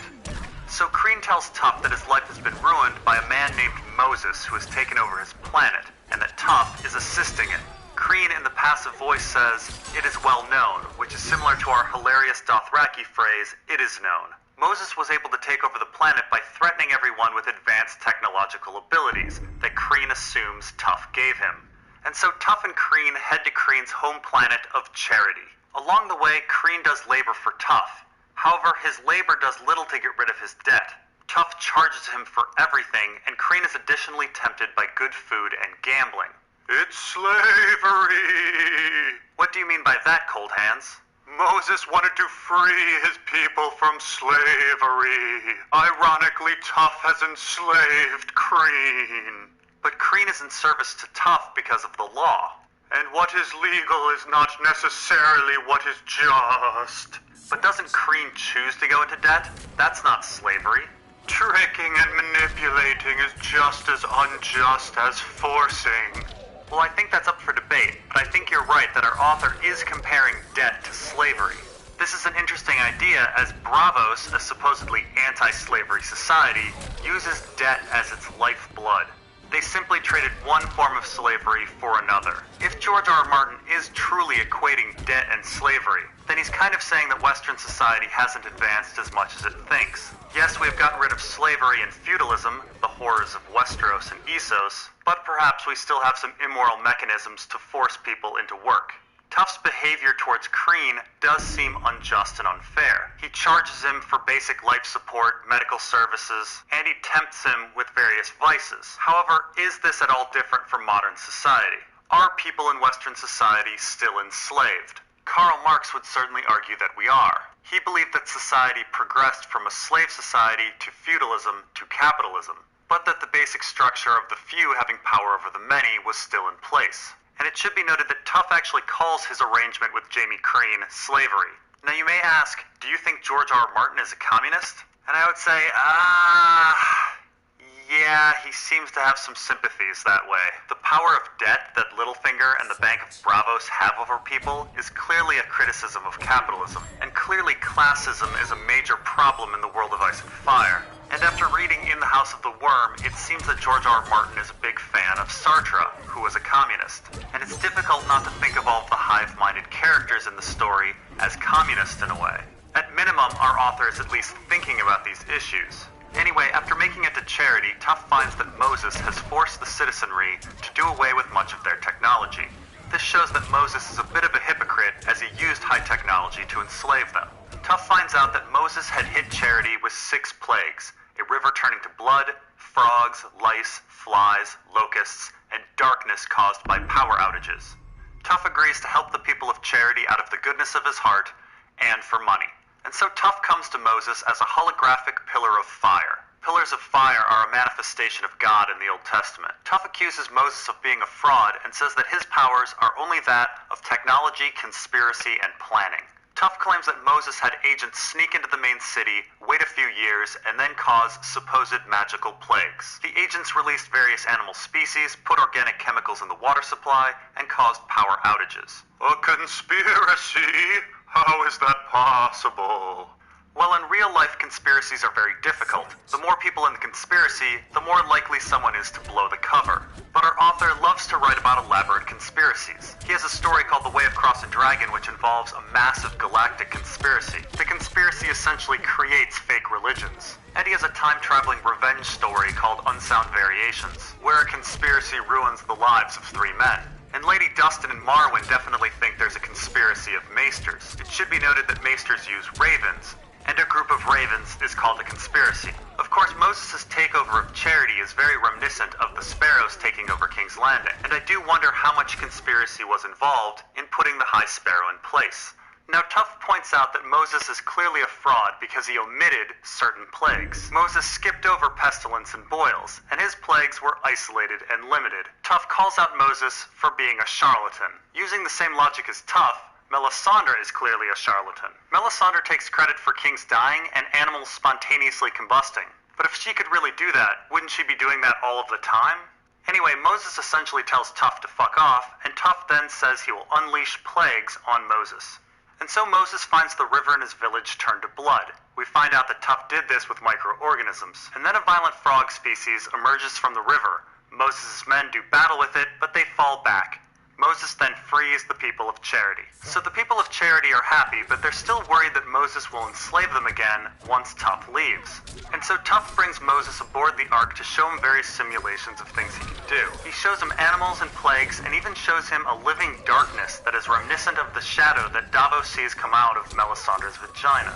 You don't believe in shadow babies? Who killed Renly? Well, Renly is killed by something invisible, not a shadow. George R. R. Martin's favorite movie is a movie called Forbidden Planet. It's about a man who subconsciously creates a telepathic, telekinetic monster that kills people when he's sleeping. Stannis couldn't be woken up when Renly was getting killed, and Stannis has memories of killing Renly. I think Stannis killed Renly telepathically, not a shadow baby, and Courtney Penrose was likely just killed by his men. Then what came out of Melisandre's vagina? Well, it might be a glamour, or maybe it's a smoke organism like here in this story. In the show, Melisandre mentions that she has a potion that creates a smoke that gives men fear. Anyway, Moses is thoroughly scared by the simulation, and likely will cause no more trouble. Crean afterwards points out that Tough was bluffing about one of his simulations. Tough boasted in a simulation that he could create hail, but Crean points out that his talents are in genetics. Tough concedes that Crean is correct, and Crean then asks for his last paycheck. Tough, though, charges him for getting off of the ship. Crean finds himself free of Tough, but 100% broke. Tough is quite a dickhead. Yeah, it is hard to reconcile the character of Tough in these past 2 stories with the Tough that we saw in the first 3 stories. His exploitation of Jaime Crean does seem excessive. Perhaps Tough is becoming corrupt. That was Tally Moon's prediction, but Tough wasn't nearly as bad as he was in A Beast for Norn. If one wanted to show Tough in a downward spiral, why not swap the order of this story and A Beast for Norn? I chalk up Tough's weirdness to the fact that this story was written rather early. This is another story that doesn't put religion in a good light.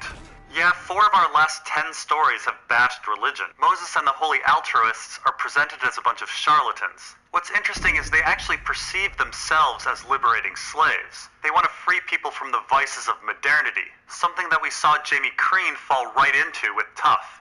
A paradox. We're enslaved with technology and we're enslaved without. Well, I guess there is some level of subjectivity to slavery. I'm sure both the United States and the Soviet Union during the Cold War viewed the other's populace as enslaved. Anyway, that's all for Call Him Moses. I'd like to thank Cold Hands for joining me. Anytime. Next time we'll be bringing Tough voyaging to an end with Manna from Heaven. The link is below. We'll see you then. OG, boy.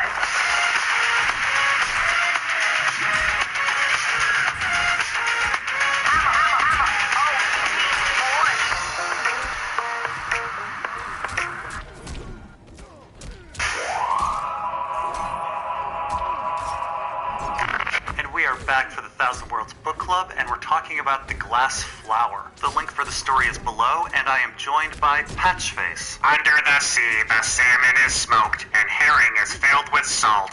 I know, ho, ho, ho. The Glass Flower was published in 1986, and it's actually the last story George R. R. Martin published that takes place in the Thousand Worlds universe.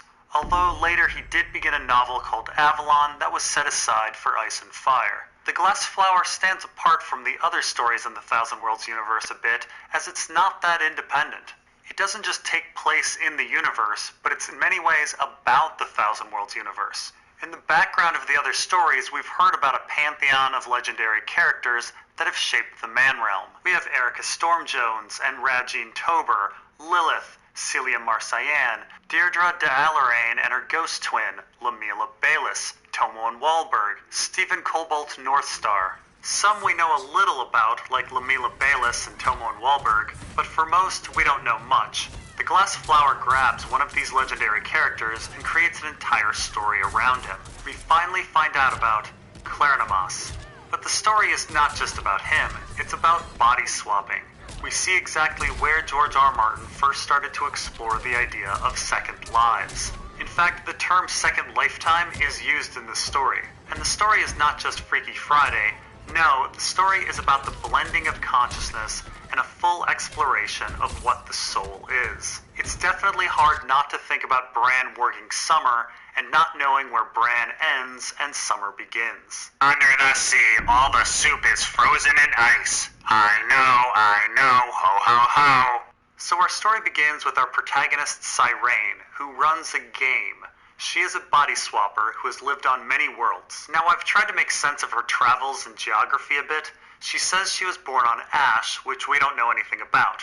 But then she moves to Erican, which is probably named after Erica Storm-Jones, which is in the Celian Cluster, which is probably named after Celia Marsayan.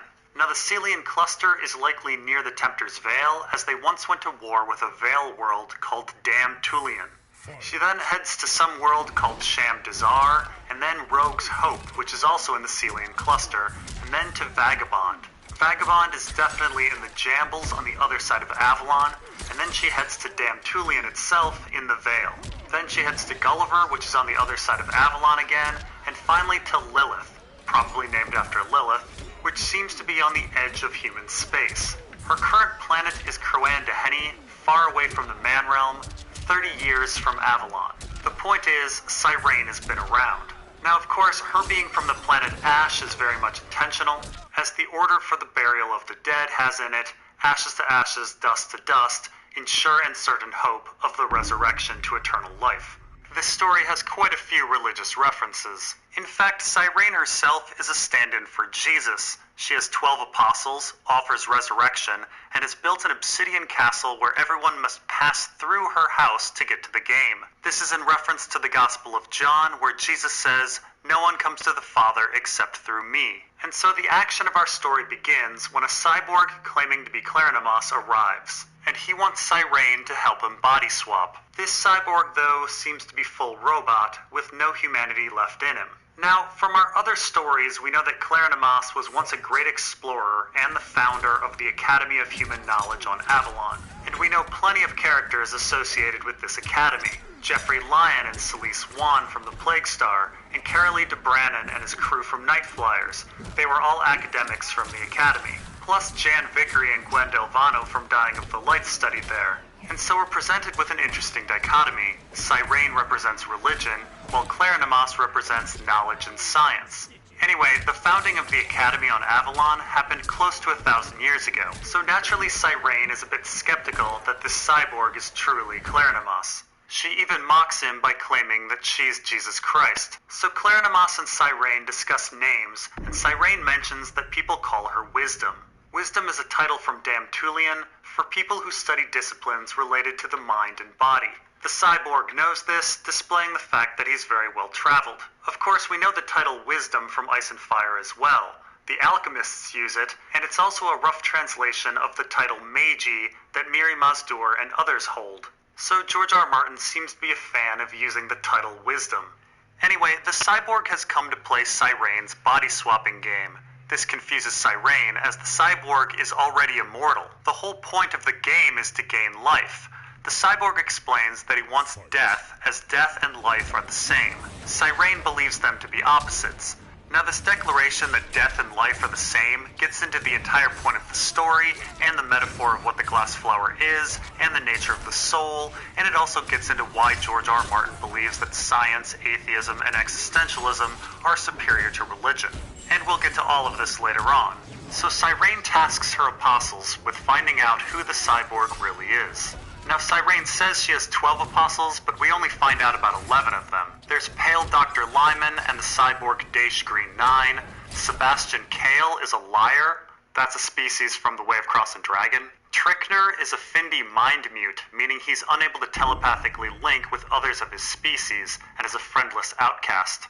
Though apparently he still has some telepathic abilities. The Findi were one of the races the humans fought in the Double War, and the aliens who the men of Greywater Station were trying to defeat with their research. So it's kind of neat that we finally get to meet a Findi, and it's kind of sad that we never get to meet a Harangan mind.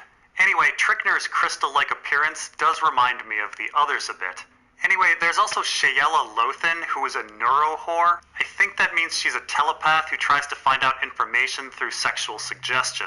And there's Brage, who's a drug expert and poisoner. And then there's Cardorian, Cyrene's sexual partner and slave collector, who reminds me a bit of Dario. And then there's Ranner, her assistant, and Alta Kanar, her research assistant. And then there's her muscle Jonas, and the winged Anturg Moonscorer, who is really a Catholic from New Rome, another reference to the Way of Cross and Dragon. So the apostles all do their best to try to figure out who this cyborg really is. So I should note that the story structure goes back and forth between action, that is, everything that has to do with the arrival of the cyborg, and Cyrene's thoughts on life, that is, her own history, her views on morality, and mortality. Cyrene talks a bit about how morality in the universe is fairly relative. People on the hot world of Ves freeze on Ymir, while people on the cold world of Ymir swelter on Ves. Ves, by the way, is where Father Damien begins his adventures in the Way of Cross and Dragon, and we'll hear about Ymir in the Stone City. Cyrene even brings up the morality of the Steel Angels from And Seven Times Never Kill Man. Of course, this discussion of morality is very much Cyrene trying to fool herself. Cyrene is, simply put, morally horrific. She forces people to swap bodies, which essentially is murder or worse, and then she tries to justify her actions by calling it mere thievery and giving her victims a sliver of a chance at survival. Cardorian even lies to her about who her victims are, especially the pubescent girl that she currently resides in. Her pathetic pseudo-logic reminds me a bit of the Braiths from Dying of the Light, justifying their actions, and Cyrene even says she will face death raging. Cyrene, though confident and arrogant, really has no morality. She is the abomination that Varamir Sixskins describes and fails to become. And we should remember all of this when we think of Bran and his future with Hodor. Under the sea, we all eat feces and poop out loaves of bread. I know, ho ho ho. Patchface, you may be the worst guest we've ever had. So the research comes back and we find out a whole lot of information about Clarinamas, and we get more background about the Thousand Worlds universe than in any other story. So apparently, hundreds and hundreds of years ago during the collapse, Clarinamas got hurt, was put in cryosleep, and was awoken later and turned into a cyborg because Avalon needed more bodies for work. He rose quite quickly through the ranks because most of the other officers were dead, and then went exploring. Quite significantly, Clarinamas found a crystal on the planet Eris to hold his memories in. Eris, if you recall, is Royd's surname from Night Flyers. Of course, Royd's mother had her soul put into a crystal just like Clarinamas's. Perhaps the surname Eris comes from this world. Clarinamas, though, did eventually die, so there is a mystery of who this cyborg really is. This is all intriguing to Cyrene, and despite dire warnings from her liar Sebastian, she allows the game to go forward. And so the game begins. Cyrene's artifact holds 6 people, so she has 3 prizes and 3 players. Interestingly, Cyrene doesn't even mention the names of the prizes. We have a tattooed criminal, a fat brain-fried drug addict, and a winged alien. The players are a sick man named Kramer Delhoon, who may as well be Giles Rosby, and an arrogant adventure seeker named Ricine J, who may as well be Asha, and of course our mysterious cyborg, who claims to be Clarinamas. And so the game begins, and the consciousnesses of the players and Cyrene enter a virtual world. Now there should be 7 of them, but an 8th shadowy figure has appeared with them. Now, the virtual world is not dissimilar to the Matrix. People have residual self-images, and belief can alter reality, and inversely, the reality, even if false, can alter what people believe. And so the players begin to do battle with Kramer the old man going after the tattooed boy, and Ricine the bored thrill-seeker going after the drug addict. Clarenimus doesn't go after the winged alien, but instead declares his intent to seize Cyrene's body. And so Clarenimus and Cyrene do virtual battle, which is mainly about going into their pasts. Clarenimus did in fact eventually die, and a nameless academic foolishly decided to use Clarenimus's cyborg shell to keep himself alive. The memories of Clarenimus overwhelmed the soul of the academic, the 8th shadowy figure. And we've heard about souls overpowering each other in Ice and Fire as well. Jojen warns of Summer overpowering Bran, and it does appear that Shaggy Dog may be overpowering Rickon. Orell is still an echo of a soul inside his eagle, even after Varamir Sixskins seizes the eagle. With all of this, we get into a messy abstract question of what the human soul is. Memories? Consciousness? Essence? Free will? If Bran remembers old Nan, is a piece of her alive? Is a piece of her consciousness alive? This gets even messier when we start relating it to existentialism. If one is not accepting one's freedom, is one denying one's own free will and one's essence and perhaps one's consciousness? Now, I'm not saying that George R. Martin has made sense of any of this. In fact, he most certainly hasn't. The history of all humanity hasn't figured out what the human soul is. I'm just saying that George R. Martin is playing around a bit in his work by conflating consciousness, memory, and the philosophical concept of essence. In fact, I would say all of this relates to what George R. Martin thinks a song is.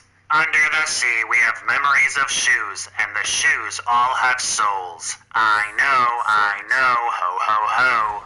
Anyway, Clarenimus fails to seize Cyrene's body, but Cyrene decides that she wants the cyborg's body. And so the game ends, and in the aftermath, we find that the tattooed boy has swapped bodies with the winged alien. The winged alien sadly dies by trying to fly in the boy's body. Kramer, the old man, has swapped bodies with the brain-fried drug addict. The addict dies in the old man's skin, while the old man is now dieting and exercising in his new woman's skin. Ricine the adventurer doesn't swap and feels cheated. Clarenimus, and perhaps the echo of the academic, are now in Cyrene's little girl body, and Clarenimus is becoming human again. And Cyrene is now in the cyborg's body, believing that she is Clarenimus and wanting to explore the universe. So The Glass Flower is once again a story about existentialism. Existentialists like Heidegger, for example, believe that the creeping specter of death is essential for the human condition of being. All men must die, and by not recognizing this, one is being inauthentic and not understanding the full nature of their freedom, or their free will, or their life's meaning. Now keep in mind, this existentialist belief that death is part of life may not seem so revolutionary now, but it was at odds with thousands of years of Western tradition that thought life and death were opposites. This is, by the way, Cyrene's adamant belief. But the existentialist would say no.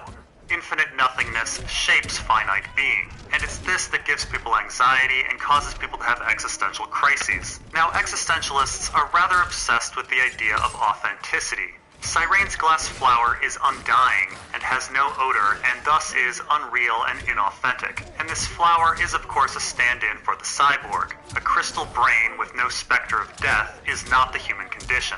But the definition of authenticity for an existentialist is actually a bit more complicated when it comes to humans. Existentialists tend to believe that living an authentic life is about accepting one's freedom, facing the idea of death, living for oneself rather than according to social norms, and deciding on the meaning of one's own life. Accepting one's freedom is a daunting, daunting challenge. In this sense, the glass flower is also a metaphor for Cyrene's existence. She is running from death and living eternally, but not in any sort of free or meaningful way. Her morality is shifty and undefined. She has locked herself up in an obsidian castle, fearing her supposedly conspiring apostles.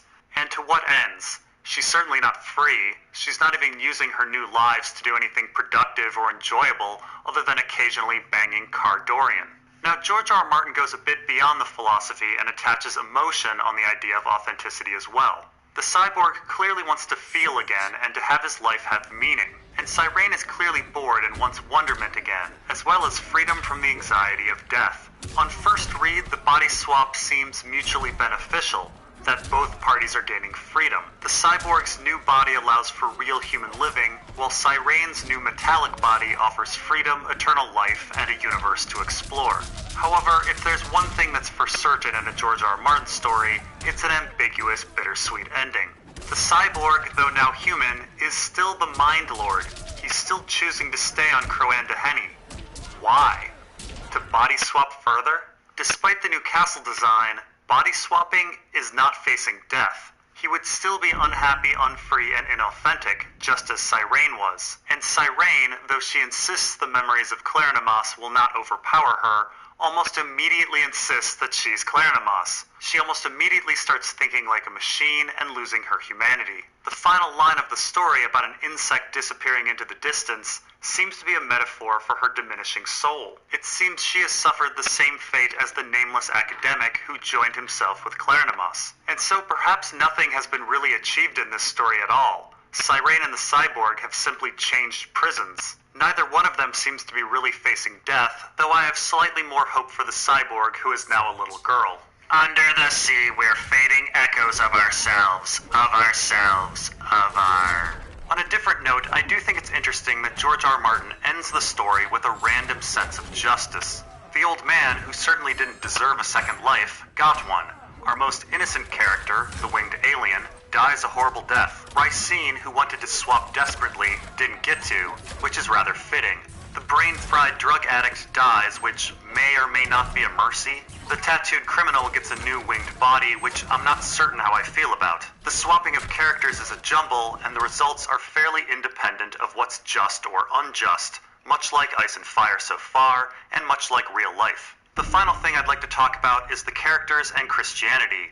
We have talked about Cyrene being a stand-in for Jesus, but Clarinamas also has divine parallels. Of course, he is reborn after dying to become the cyborg, but he could also be seen as the creator or father of the Thousand Worlds universe, as he is the founder of the Academy on Avalon. Additionally, he's filled with unparalleled knowledge and offers eternal life. He too could be seen as Jesus, God, and heaven. When Cyrene becomes Clarinamas, she is seeking eternal life, but is this a place of eternal peace, or one where her individuality is overwhelmed and lost?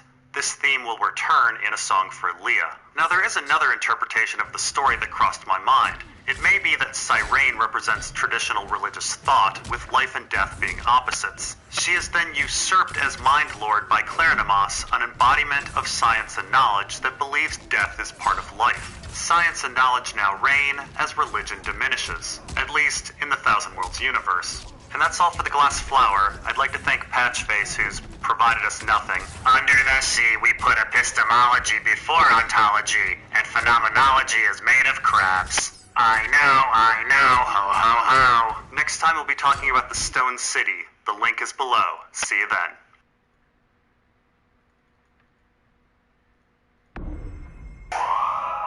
So, Sand Kings was published in 1979 and is George R. R. Martin's most awarded piece. It won a Hugo, a Nebula, and a Locus Award in 1980.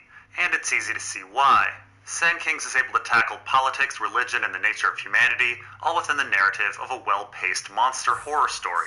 Sand Kings is also a story that highly relates to the themes and structures of Ice and Fire, perhaps more than any other story save maybe and Seven Times Never Kill Man.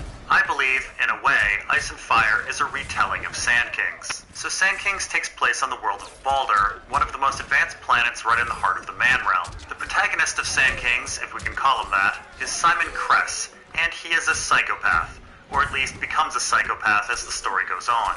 Although we have had some protagonists in the Thousand Worlds who have been morally gray, like Cyrene from The Glass Flower and Haviland Tough from Tough Voyaging, Simon Kress is a big departure from these other stories. Kress has no sense of morality and seems to enjoy cruelty. I don't see anything wrong with this character. What are you talking about? I think Kress and I would be really good friends. Well, our story begins with Kress having returned from a business trip to find all of his monstrous pets dead from a lack of him feeding them. Kress likes to have parties and entertain his friends with his pets, so he travels to the city to buy some more. Once again, our author is writing about gladiator-like combat and its spectators, which we've seen in A Beast for Norn, Meathouse Man, and the Fighting Pits of Marine. Anyway, in the city, next to a temple/brothel that sounds remarkably similar to the Temple of the Graces in Marine, Cress finds a strange shop called Woe and Shade. Inside, Cress talks to Woe, who first tries to sell him some crystal carvings from the Nor Toulouche. The Nor Toulouche are an alien race past Damouche and Findy space inward that we heard about in Night Flyers in the Stone City. Cress says he's looking for exotic animals, and so Woe tries to sell him a mimicking simian from Celia's world. Celia's world is of course named for Celia Marsayan, who we hear about in Bitter Blooms and Dying of the Light. Cress rejects the simians and is next offered an animal that will worship him, Sand Kings. I'm not sure why he passed up the mimicking monkeys. Those sound fun, especially if they had to do battle. So Woe explains how the Sand Kings work. They are a small, hive-minded, somewhat insect-like species, though not insects, that grow in size relative to their environment. And of course, the idea of growing to the size of the environment is thought about with dragons as well in Ice and Fire. Each Sand King colony builds a castle filled with tunnels to house its controlling being, called a maw. The maw looks like a pulsating piece of meat. This setup is almost identical to how the House of the Undying functions, with the hive-minded Undying being drones that serve a central pulsating heart. Each maw has a collection of mobiles who will find it food, and who will also engage in battle. The Sand Kings will war with each other, even formulating complicated strategies and forming alliances. And it's rather important that each Sand King colony has its own color. The analogy to human differentiation by race, tribe, sect, or nation is quite clear and heavy-handed here. And it's easy to draw this parallel to the houses of Westeros as well. The Sand Kings will also create effigies of the person that feeds them if their face is projected inside the habitat. That is, they worship their provider. It's worth noting that the Sand King setup is remarkably similar to Weirwood Trees and the Children of the Forest. The castle is a towering structure with their god's face on it, like a weirwood, and beneath it there are tunnels and an immobile controlling creature, that is a maw or a greenseer. Telepathy or green dreams are then sent to the servants. Now interestingly, Woe never really explains why the worship aspect is so intriguing or important to the Sand King's nature, and we will get back to this. The simian who simply mimics humans is not interesting, and warring ants that are brought up are not of interest as well. Sand Kings with their ability to worship are what's special here. Woe and our author make an important differentiation, yet the why is a bit unknown at this point. And so Cress buys 4 groups of Sand Kings, whites, blacks, reds, and oranges, and Woe has her strange 4-armed workers come over to Cress's house and install 4 meat blob maws into his huge fish tank. Woe tells him to feed them well and to project his face into the tank in a month or so. And so Cress waits and watches. The white Sand Kings get off to a quick start and emerge after 5 days, with the blacks and reds on the 6th day. The orange colony is last, emerging on the 8th day. Soon the blacks build castles, followed by the whites and reds, with the orange colony building last. It's rather clear that the Sand Kings represent civilizations, with the oranges representing less developed societies. With plenty of food, the colonies do not war, and so Cress cuts off their food source. Soon the Sand Kings begin to brutalize and consume the oranges as a result. With the return of food, wars break out between the 4 colonies continuously. After a month, Cress introduces a hologram of his face along with plenty of food, and the 4 colonies begin to carve his face into their castles, each in a different artistic style. Though the oranges version seems a bit primitive, it should be noted that weirwood faces are in different artistic styles in different places of the world as well, and that the Faith of the Seven is 7 faces of the same god. And the House of Black and White believes that all gods are fundamentally the same, that is, him of many faces. It seems that our author is trying to say that religion is simply different aspects of the same idea. The faces simply vary based on the experience of the society. So later Cress has a party to show off his warring Sand Kings. A bunch of Cress's friends show up, including Cress's ex-lover Cath Mullane and Woe. Everyone watches the Sand Kings war, and then Cath storms out because of the animal cruelty. Everyone else, though, is rather fascinated. A xenologist starts talking about other warring insects, and Woe once again emphasizes that Sand Kings are different. Again, there's the idea that worship seems to set them apart. After the party, Woe notes that the Sand Kings are twice as big as hers, but also seems to worry that they aren't being fed. Cress admits that he's been starving them, and Woe complains that Cress is inducing ugly wars based on scarce resources rather than allowing interesting, subtle wars that may occur naturally. She tells him to look to the faces, but Cress tells her to mind her own business and decides not to invite her to any more parties. Cress continues to have parties, and people begin betting on the Sand Kings. Cress's crew even begins introducing other monsters into the tank to see if the Sand Kings can win against them, and various debts and promissory notes are established between the friends. We see this introduction of promissory notes in Ice and Fire as well, with Tyrion and the Second Sons. More on this later. Eventually, Cress's ex-girlfriend Kath becomes a problem. She decides to call Animal Services, and Cress has to buy them off. Cress tries to threaten Kath by feeding a puppy to the Sand Kings and sending her a video of it. And then at some point, something changes with the Sand Kings. They begin to make cruel or mocking faces of Cress. He becomes angry and decides to destroy the castle of the Whites and stabs the Maw as punishment with a sword. Kath ends up coming over to Cress's house with a hammer and decides to end the cruelty against the Sand Kings. She hits the side of the tank, and Cress tries to stop her by stabbing her with the sword. In the end, Kath dies and the Sand Kings escape. And so the White Colony ends up setting up in Cress's wine cellar, the Red and Black colonies go outside to the pool and rock garden, and the Orange Colony goes missing. Cress decides he needs to kill the Sand Kings, but also needs to get rid of Kath's body. So he chops her up and feeds her to the Whites in the cellar, and tries to poison the Red and Blacks. The poison doesn't work. And then Cress is oddly compelled to call up his ex-girlfriend, and pushes her down the stairs to feed the Whites as well. This idea of feeding the Whites sacrifices is again very similar to the Werewoods. Cress later goes to buy some insecticide to kill the Reds and Blacks, but they team up and thwart his attacks. And so he calls in some professional help. A team of mercenaries with lasers and grenades comes over, and after suffering some losses, do end up killing the Reds and Blacks. However, when they come in to deal with the Whites, things go a little haywire. Cress oddly starts thinking of his house, having hallucinations, and fearing the Whites. He ends up killing the remaining mercenaries and then feeding them to the Maw in the cellar. At this point, Cress suspects that the White Maw is influencing his behavior telepathically. He feels contentment that is not his own and wants to leave the house and run, and really should, but does not. This does remind me a bit of Theon when he doesn't leave Winterfell with Asha in A Clash of Kings. He wonders why he didn't go and can't explain it. Cress does eventually realize that the White Maw is in fact controlling his mind and putting fear in his brain, and made him kill the mercenaries earlier. Just as with Men of Greywater Station, Star Lady, and End 7 Times Never Kill Man, we have a story about mind control. And once again, the mind control causes the characters to act foolishly. Cress tries to leave and finds the White Mobiles are guarding his skimmer, and have turned his entire house into a castle complete with Cress's face. Cress's earlier desire to protect his house was perhaps the Maw's desire to protect its castle. Cress then begins to telepathically feel the hunger of the White Maw, and so he empties his cabinets of all of its food, and then proceeds to call his friends to come over for a party. They come, and Cress attempts to escape with a friend, but the friend doesn't act fast enough. He's eaten by the Whites, as are all of Cress's friends inside. Cress feels the fullness of the Maw, and eventually falls asleep. In the morning, Cress finds things have changed. The White Mobiles are now all immobile, with their exoskeletons falling off. They're transforming. He tries to escape with his skimmer, but it's been disabled, and then tries to kill a bunch of the mobiles, but realizes quickly that there are too many. He thinks about killing the White Maw, but the cellar has become a big, scary, breathing mouth. And so he calls Woe. Woe explains that the Sand Kings are going through a metamorphosis and are becoming more intelligent and advanced.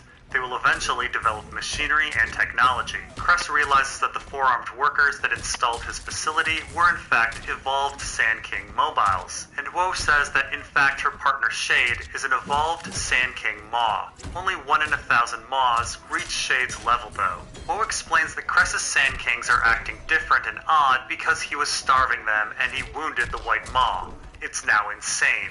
She tells Cress to leave the house at once and head due east. She will deal with the White Sand King and pick him up in 2 hours. Cress runs out of the house just as the White Mobiles begin to wake up. He runs for hours in the heat but is never picked up by Woe, and vows revenge against her if he survives. Though he isn't sure if he went in the right direction, which may explain why he isn't found very quickly. He eventually comes to a house with children playing out front. The children, though, run towards Cress, and he realizes that they're orange mobiles. They grab him and bring him towards the breathing mouth of the house, and he screams as all of the children have his face. And that is Sand Kings. So, Your Grace, what do you think? Well, yeah, this is clearly a story about the evolution of society and the role of religion. George R. R. Martin really beat us over the head with this one. Well, that's true. George R. Martin is clearly a man who's very focused on the evolution of society and where humanity is going as a whole. Nearly every one of his stories relates to the advancement of humanity, either technologically or socially, with progress or regression occurring. This occurs in Dying of the Light with a patriarchal society struggling with social modernity, or with Tough Voyaging with a society struggling with population control and religion, or in The House of the Worm with societies crippled by xenophobia and hatred, or in Seven Times Never Kill Man with societies dealing with expansionist mindsets. And with each of these stories, technological advancement or regression is a huge part of the plot, as well as the role of religion. So Joffrey, what do you think George R. R. Martin is saying with Sand Kings? Well, clearly the Sand Kings are meant to be humanity. In the story, things start out all peaceful, and then the Sand Kings are given too few resources and wars break out. It's after that that the Sand Kings learn to become martial. One could say that prehistoric humans acted the same way. It's true, George R. R. Martin seems to be showing us human history. Next in the story, religion comes along. Here it's introduced by Cress projecting his face in the tank. I think our author is saying that religion is perhaps the inspiration that first led to art and creativity. There are others that believe that religion is the seeds of civilization. This actually relates to the subject of totemism and the work of Emil Durkheim. He and others believe that idols and totems and the ritual of making them is a projection of religious belief and that it binds the community together and becomes an embodiment of the clan. It's interesting that Durkheim notes that totem animals are rarely eaten in societies and are considered sacred. Oh, so that's why the Sand Kings didn't eat Cress at first. Cress was the totem. He was their god. He was holy until at the end the Oranges eventually rejected religion. Well, yes, I think at the end, God is no longer holy or valued. In a Nietzsche sense, society has killed God and moved past religion. But we've jumped to the end. Let's go back a bit. Now, the story does seem to have some sort of commentary on capitalism, investment, and debt in the middle of the story with Cress's betting club. To be honest, I actually think George R. R. Martin's commentaries about economics are a little half-baked in his stories. For example, in A Dance with Dragons, he attempts to make some sort of comment about capitalism with Tyrion spending half a chapter creating currency over with the Second Sons in Slaver's Bay. He's promising the gold of Casterly Rock that he doesn't actually have. I think our author is trying to say something about the gold standard and floating currency, but it's not a very well-formed thought. But cards on the table, I have a bachelor's and master's in economics, so perhaps I'm more critical on this topic. Here in Sand Kings, I think our author is saying that the church, or just people in general, make money off of wars, and therefore it's in their best interest to create them. And I think Cress bribing the animal control official is about political corruption keeping the whole system going. Now, there is an important moment in the middle of the story where the Sand Kings begin to question religion. They portray religion as cruel and idiotic and mock it. And it's shortly after this that the system that Cress created, a society based on religion, comes crashing down. And this is where the story takes a new turn. The Reds, Blacks, and Oranges leave Cress behind, as in, they leave religion behind. The Reds and Blacks don't make it on their own, though, and are destroyed in war. The Whites turn the tables on Cress and use him. Rather than religion being seen as a benefactor for society, society is using and controlling religion for its bidding. Religion becomes a tool for control. Keep in mind, Cress's main motivation for giving everything he has to the Whites and killing his friends is the literal fear of the hell beneath the earth. It is the same primary motivating tool of modern religion, the fear of hell. It's after Cress runs off and stumbles upon the Oranges, or perhaps is lured there, that we discover what society ought to be. The Orange Society is now the most advanced and seemingly peaceful. In the end, they eat their totem and kill their god. Oh yeah, that part was pretty darn funny. Now, knowing George R. R. Martin is a big atheist, it's pretty clear that Sand Kings is a story about how he believes that religion had an important role in jump-starting civilization, but now society needs to move beyond it. Cress, the embodiment of religion, at first did nourish the Sand Kings, but later he abused them and instigated war, and thus finally he was deemed exposable. The Oranges killed their god on their journey to peace. So you said the Oranges represented the Third World. What do the other colors represent? Well, it's hard to say, but I'm guessing that the Reds and Blacks represent Chinese and Soviet societies. Keep in mind, the Reds and the Blacks reject religion, but never give up their martial nature, leading to their destruction. I could see our author thinking this of Soviet and Chinese societies in 1979. I think the Whites might represent Western society. Keep in mind, the Whites never reject religion, but instead decide to utilize it for their own gain. just like Western politicians do. And Woe does say near story's end that it's rather odd and perverse that the whites, Western society, has grown so large and successful without abandoning religion. An atheist would believe this about the West. But wait a minute, I thought you said that Ice and Fire was a retelling of Sand Kings. How on earth is that possible? Well, if you notice, the story of Ice and Fire seems to be moving more and more towards religious identification and away from house identification. We have Old God followers, R'hllor followers, Drowned God followers, and Faith of the Seven followers, and members of each religion, for example, Lancel, Melisandre, Aeron, and Jojen, all are receiving telepathic messages from someone who they believe is a god. Although in the Ice and Fire context, God and Maw may be one, we still have different Sand King colonies preparing for a fight against each other, and I do wonder what will happen if and when our characters move beyond religion. And that's all for Sand Kings, but our discussion of religion, hive-mindedness, and telepathic control will continue next time with a song for Leah. The link for the story is below. See you next time.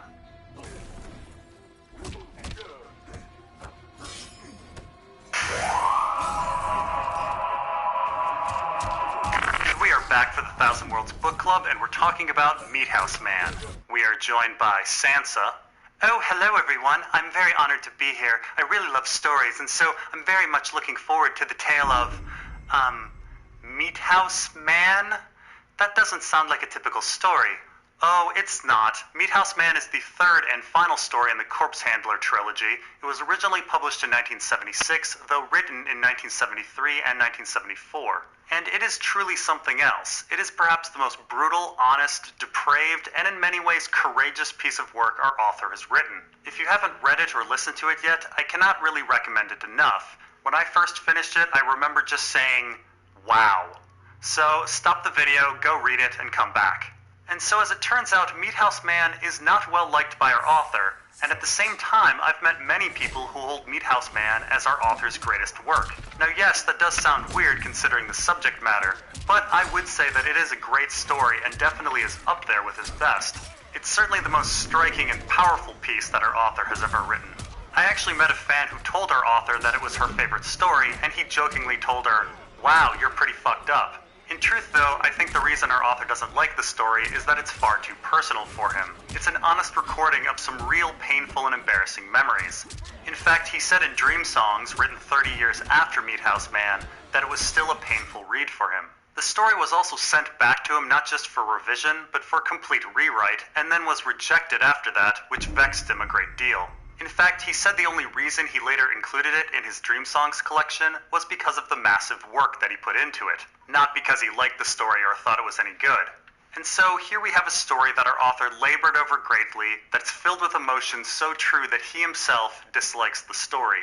I think that's actually a recipe for greatness. So Meat House Man's protagonist is Traeger, a corpse handler on Scracky. Although this initial environment is rather depressing, like Nobody Leaves New Pittsburgh, the story does not use it to push a political message. The worker versus master dynamic of Pittsburgh and Override is gone, and instead the bleak planet is used to create an environment of loneliness and hopelessness for Traeger.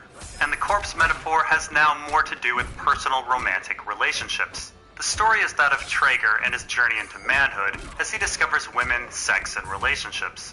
He begins as a lonely boy not really knowing anything, and he's brought to a whorehouse that features corpses as prostitutes. And yes, one of George R. Martin's greatest stories opens with necrophilia. Anyway, the prostitutes' brains are gone, but the bodies are still alive, and Traeger begins to have sex with one of the corpses, and surprisingly, it responds. The corpse whore then rocks his world with some great sex, and he assumes that it was given to him by some talented puppet master handler. Later we find out that Traeger himself is actually one of the best corpse handlers out there, able to control many corpses at once with fantastic precision. But despite being talented professionally, he's a lonely soul searching for love. He tries to follow and imitate his coworker friends in their search for women, but he doesn't really fit in with them and is super nervous. His evenings are spent mostly alone, simply dreaming of love and masturbating. He eventually goes back to the whorehouse and has some more rockin' sex and begins to wonder who these fantastic sex handlers are and would even like to meet one.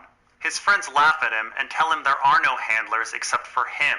The corpse taps into Traeger's subconscious, and he's the one controlling the corpse. That's why the corpse was so perfect and knew exactly what he liked. He was deluding himself and was essentially masturbating the whole time. Disgusted, ashamed, and embarrassed, Traeger swears off corpse whores. So, Sansa, how are you doing? I need to go find some lemon cakes or something. And so we continue. Traeger eventually meets a real girl, a mechanic, or a tech expert or something who knows the machines that Traeger's corpses use. Her name is Josie, and she's a typical George R. R. Martin strong female.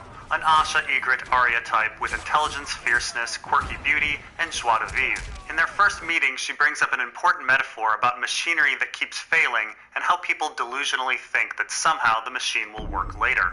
Traeger asks her to hang out with him and she agrees, and they do spend time together, though it's painfully obvious from the get-go that Traeger has been friend-zoned. She really only hangs out with him with other people around, and he knows he's been friend-zoned, but at the same time he starts building a delusion in his head that they have a special bond. The pain and despair of unrequited love builds and builds for a year, and finally, even though Traeger is pretty sure he's going to be shot down, he professes his love to Josie. Of course, she denies him and reveals that she knew Traeger's feelings but didn't want to hurt his and didn't want him to fall back into his lonely despair. She assures him that true love is out there for him and that he needs to keep searching. So Sansa, you still around? Oh yes, I'm still here. Wait, they don't fall in love? No, he was friend-zoned. He lived in delusion for a year and then had his heart broken. Oh, well, at least he's no longer a necrophile, so things are looking up for the story. So crushed and motivated to put some distance between him and Josie, Traeger moves from the industrial Scracky to the wooded Vandalia to become a forester. There he makes a friend, Donnelly, who is just as lonely and in search of love as he is. The two commiserate, and Traeger assures Donnelly that real love is out there, though later, in a moment of weakness, Traeger does hit the corpse whorehouse. Crap, the necrophilia is back? Damn it.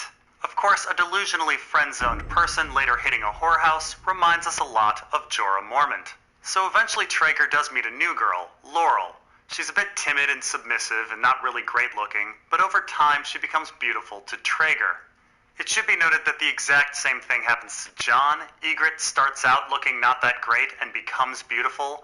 Val starts out good looking, but she becomes the most stunning woman on the planet for Jon later. Shifting beauty seems to show that a character is falling in love. Traeger falls for Laurel, and this time the love is reciprocated, and for a time Traeger is happy. He quits his job as a forester and starts working a corpse theater troupe to be close to Laurel. His best friend Donnelly follows, and is also smitten by Laurel. And once again we see a car crash coming from miles away. Laurel starts pulling away from Traeger and mentions that Donnelly is pursuing her. Traeger doesn't want to hurt his best friend's feelings, so he tells Laurel to let him down easy.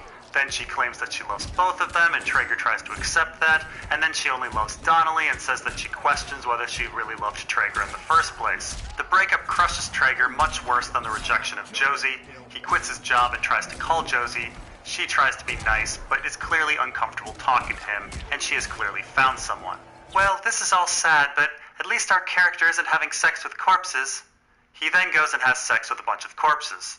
He then dreams of love and delusion and asks if anyone ever finds love or if they just settle and delude themselves. He recalls the pain of his life and his failures with the metaphor about the machinery that keeps failing and how people delusionally think it's going to somehow work later. At the end of it all, we find Traeger as a master handler of corpse gladiators in an arena. And he is the greatest handler of them all, beating all of the other foes while remembering the pain of his past. He then goes home to find his beautiful new girlfriend. She greets him affectionately and is hopelessly in love with him. They have incredible sex.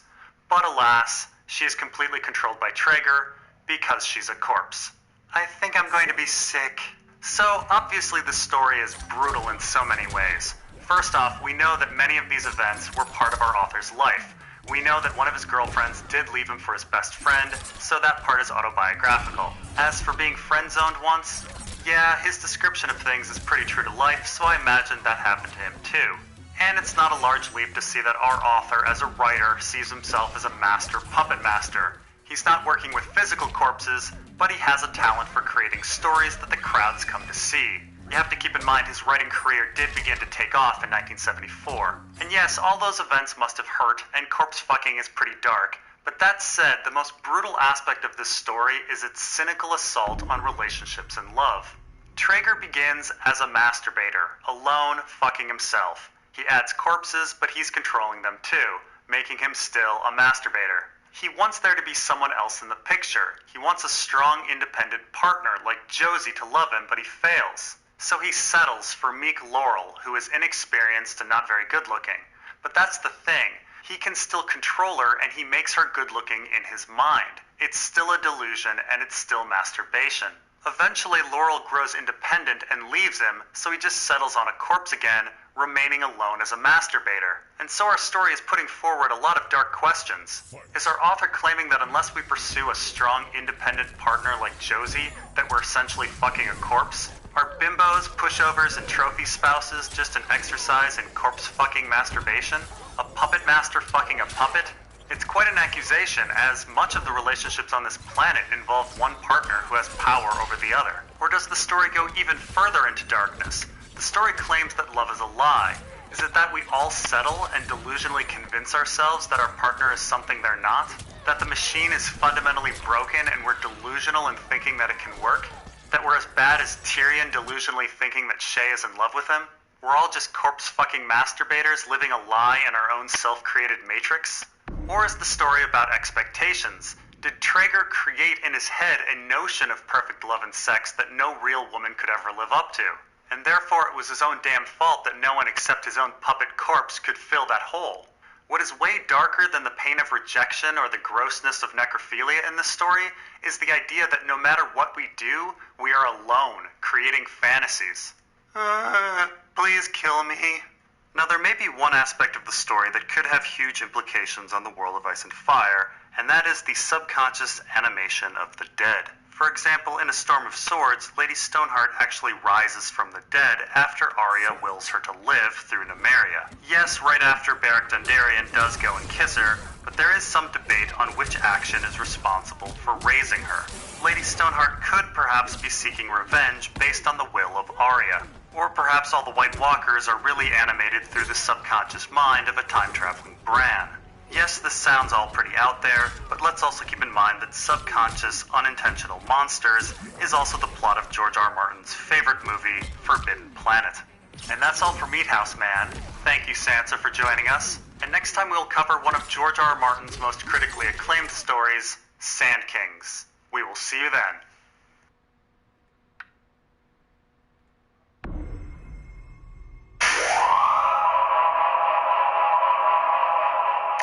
We are back for the Thousand Worlds Book Club, and we're talking about Loaves and Fishes. I am joined by... I am Gilbert Tharwind of the Lonely Light.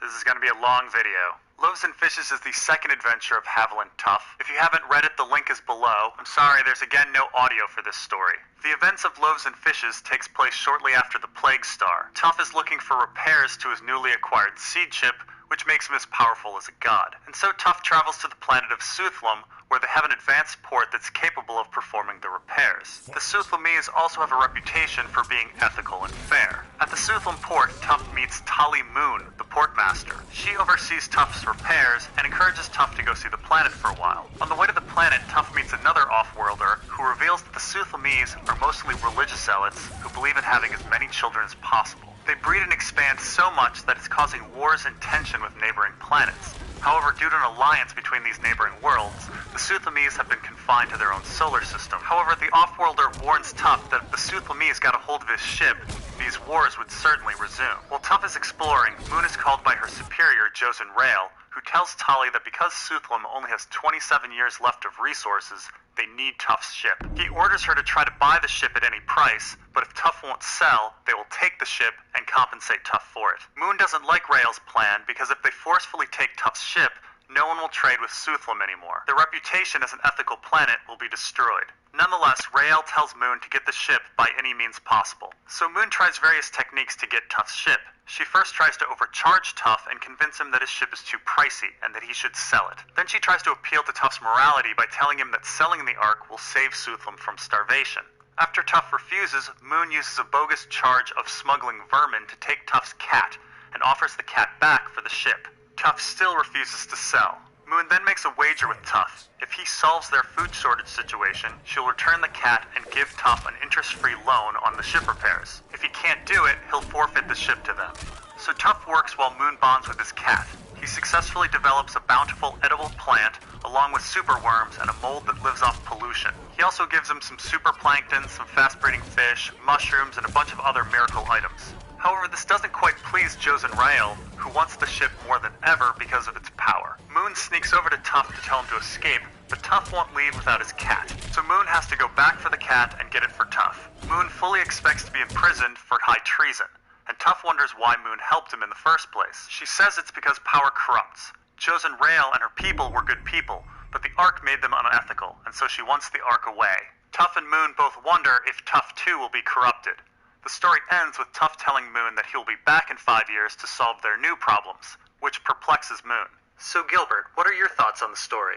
Well, to start, the character of Tolly Moon reminds me of Brienne of Tarth. Absolutely, they're both large, homely women who have a strong sense of honor and little room for affection in their lives.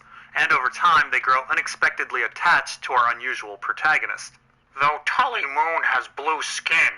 Well, yes, there's that, but keep in mind Brienne was Brienne the Blue in Renly's Rainbow Guard. I sure hope she and Tuff get together in the end. Well, if you're thinking about shipping Moon and Tuff, or any characters in Ice and Fire, it's important to note that romantic happiness is almost non-existent in our author's works. There are a couple stories where it happens, but it's really quite rare. Ice and Fire seems to be one long string of unrequited love. Oh, but Blue Brienne and Moral Varys would have had such beautiful children. Preston, did you notice all of the time dedicated to the metaphor of flies and spiders? Yeah, but I'm not sure there's much to it. Our author likes to write about spiders a bunch, especially in a story called This Tower of Ashes. Here Tolly Moon is called Moss Spider, but it's really the Soothlamese as a whole that are the spiders. Like spiders, they have to import food, and Tuff's ship is described as a big fly. And like spiders, the Soothlamese have a lot of children. In Ice and Fire, we get a few spider references, including the mounts of the others and Rohan Weber from the Sworn Sword. But both of these situations seem awfully different from Loaves and Fishes. I think our author just really likes spiders. There's a bunch of random things that our author likes to write about over and over and over again, like redheads and albinos and bats and incest. I imagine most spider offspring starve and die. That is the long and short of it. Species that have high birth rates usually have high death rates as well. The Soothlamese were driving their planet to starvation. It just wasn't sustainable. There's really no such thing as infinite resources and infinite expansion. Across the sunset sea there is. It is a bountiful land without winter or want, where death has no dominion. Sounds great, Gilbert. Preston, did you notice that this story is not very kind to religion? Yeah, as we saw in The House of the Worm, our author simply does not have a very good opinion of the whole religion thing, and he is very consistent about this throughout his writing. Religious zealots are often seen as an uncompromising force and a serious problem in much of our author's work. In this story, the Soothlamese refuse to see overpopulation as a problem because their religion demands they don't. There's no reasoning with them, there's no compromising with them, and that's the conflict of the story. In many ways, the Soothlamese are like the religion of R'hllor. They both believe in life's conquest over death. But they are both silly. The only place without death is the land beyond the sunset. Yeah, I think our author believes in some sort of balance. Here in Loaves and Fishes, there needs to be a balance between production and consumption, as well as life and death. In Ice and Fire, we have Euron talking about a new long night, and the followers of R'hllor talking about an endless summer. Obviously, both of those extremes would be disastrous. Interestingly, this story features another failure of democracy, or as we say on the Iron Isles, a Kingsmoot. Religion has caused the masses to make bad decisions, and in turn, the politicians make bad decisions too. Yeah, I'm not sure if our author has a problem with democracy in general, or just democracy that doesn't have sufficient separation of church and state. This is, of course, a huge problem with the Middle East in our world, and is also a huge problem on Planetos. The Faith of the Seven, which seems to have the support of the masses, causes the government to take irrational action. It wastes time on Cersei and Marjorie's trials when there's more pressing issues like starvation or Aegon invading. In Volantis, the religion of the Red God is pushing the city into an irrational war because they think Dany is a savior. And on the Iron Isles, religion keeps Asha, the most reasonable candidate, from getting elected because she's a woman. Asha wasn't the most reasonable candidate. I was. You wanted to sail the entire Ironborn society off into the ocean. And? Now I'd like to talk about the character of Josen Rael for a moment. He's interesting in that he wants the greater good, but that line of thinking really justifies any action. The situation is somewhat Machiavellian, but at the same time, I feel our author is critiquing utilitarianism. And that's the thing, Josen Rail wants to take Tuff's ship for the needs of the many. But if the needs of the many outweigh the needs of the few, what rights does the minority ever have? And this gets back to the criticism of unchecked democracy. Two wolves and a sheep voting on what's for dinner. And we see the utilitarian argument a few times in Ice and Fire. Pycelle argues for the greater good when pushing for the assassination of Dany. And Varys claims that he's motivated by the good of the realm. I imagine that tyrants think they are doing the greater good as well. Josen Rail really shows how you can't use utilitarianism as a moral base. But he also shows how you can't use law as a moral base either. When the law didn't suit the Soothlamese, they simply decided to change it in order to take Tuff's ship. Because law is so readily changeable, it's useless as a moral base. And this has a lot to do with Stannis.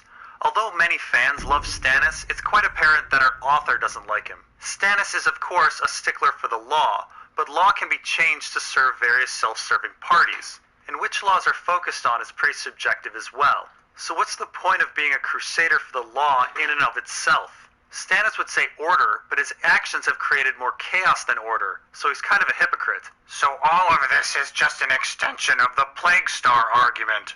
Absolutely, we're still talking about what justifies rule. And this all still mirrors Ice and Fire. Ned claimed Stannis had legal right, but as we discussed before, legal right is meaningless as laws change and can be subjective. And the Soothlamese tried to assert their legal right over Tuff, unconvincingly. Renly claimed that he should be king because he was well loved. This is the more democratic utilitarian approach. And Tally Moon tries to use this argument to get Tuff to hand over his ship as well. The Lannister argument is might makes right, which is what the Soothlamese eventually try to pull on Tuff. In the end though, Tuff and Moon really settle on best ability as the basis of rule. If Tuff proves he's mastered the Arc, he's justified in owning it. This is closer to Aegon or Dany's claim on the throne.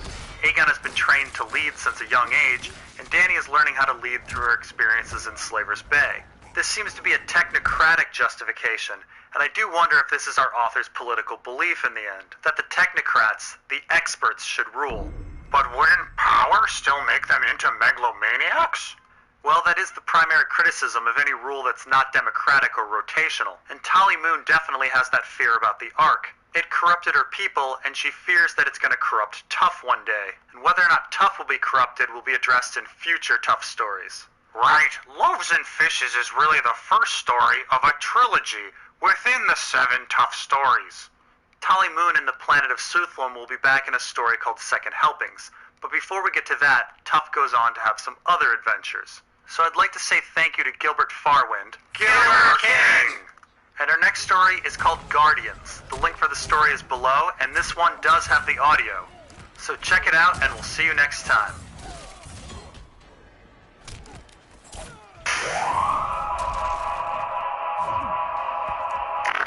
And we are back for the Thousand Worlds Book Club, and we're talking about Night Flyers.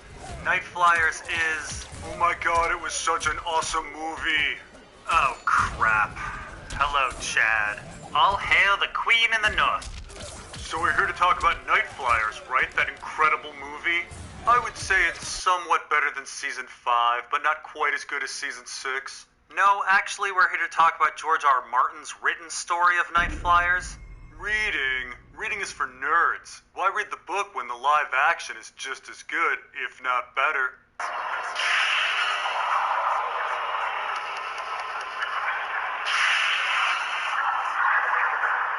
Well, if you're not too much into reading, there's also an audio version available. The link for that is below, though I will say the reader is rather slow, and you can probably listen to it on double speed. Now, it should be noted that there are 2 versions of Night Flyers. There's the original version and the longer novella version.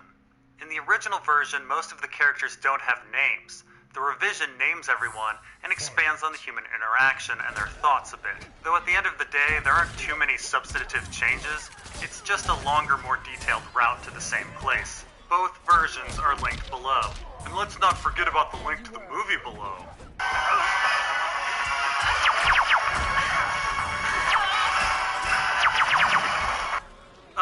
The movie. So, Chad, what exactly did you like about the movie?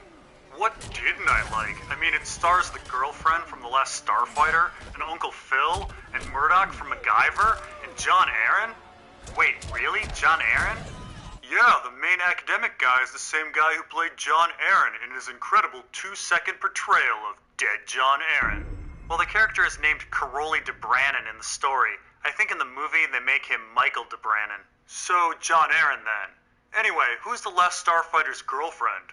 In the movie, she's Miranda Dorlac, but in the written story, she's Melantha Jurl. Menthol Girl? No, Melantha Jurl. Mylanta? Sure, why not? Who's the hologram guy? That's Royd Eris. Hemroyd?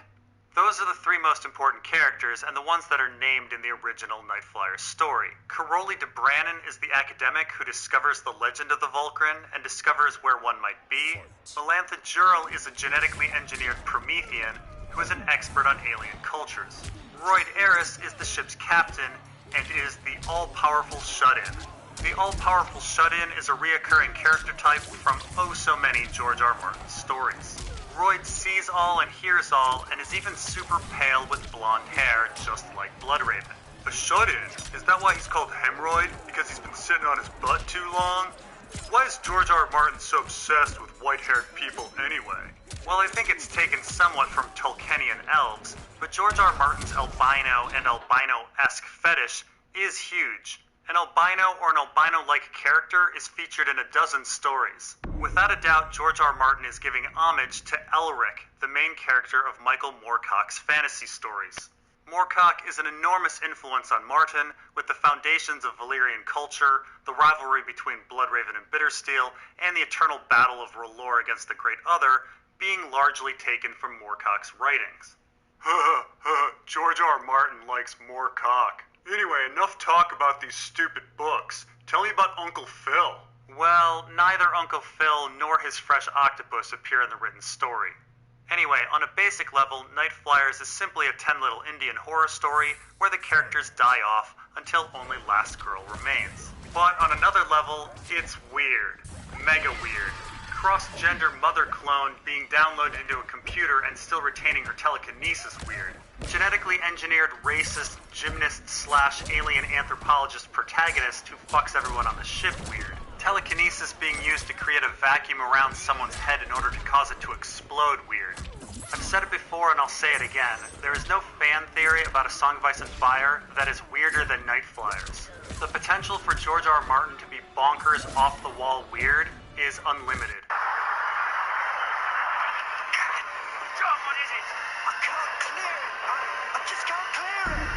You haven't talked at all about Murdoch. Are you trying to say he's not in the written story?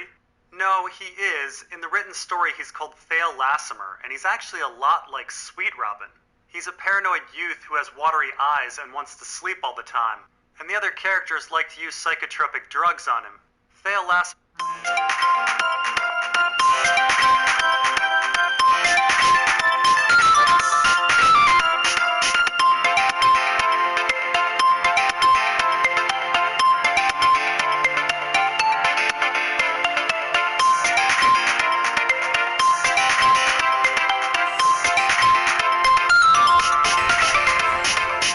is a very powerful telepath, and I do suspect that Sweet Robin is the same.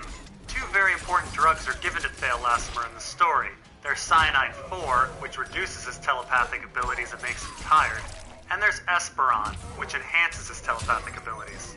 Keep in mind, in A Song of Ice and Fire, Bran is given two very similar drugs to this. Sweet Sleep, which reduces his telepathic abilities and causes him to fall asleep, and Acorn Paste, which seems to enhance his abilities. Sweet Robin as well seems to be drugged up on Sweet Sleep.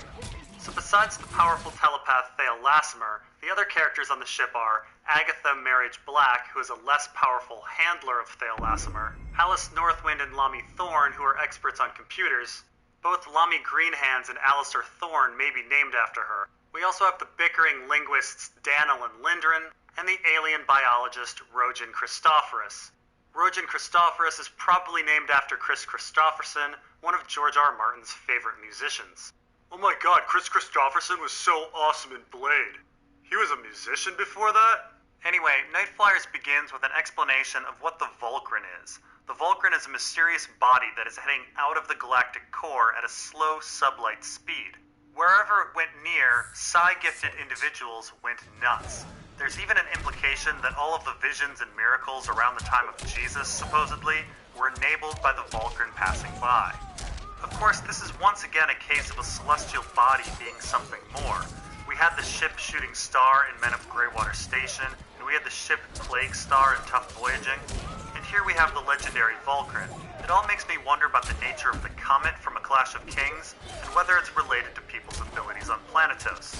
Perhaps it's enhancing magic, perhaps it's enhancing people's psi abilities, just like the Volcran is. So Caroli de Brannon thinks the Volcran are an ancient race, so he hires Royd to take his team to go find the Volcran. However, the big conflict is that Royd won't leave his inaccessible control room and instead speaks to everyone via hologram. Over the course of weeks, people start getting really curious and paranoid about Royd. The telepath Thale Lassimer senses danger, so at first his handler dampens him with cyanine. However, everyone thinks the danger may be Royd. So later the handler enhances Thale's abilities with Esperon. Once Thale is given Esperon, his head explodes, and Thale's handler falls into a coma. This naturally leads to more paranoia about Royd, so the two computer techs decide to break into Royd's computer system. They succeed, but then the airlock opens and they get sucked out. The ship gets damaged in the airlock incident, so the ship stops and everyone goes outside to do repairs, including the comatose handler Agatha and even Royd Eris. Seeing an opportunity, Christophorus sneaks back in and tries to cut a hole into Royd's command room. In a very chilling scene that George R. Martin likely hoped would be in a horror movie, a floating eyeball gazes at Christophorus as he slips and then is killed by a cutting laser. Oh, that's kind of like this scene from the movie. Damn it, Daryl, he's not even here.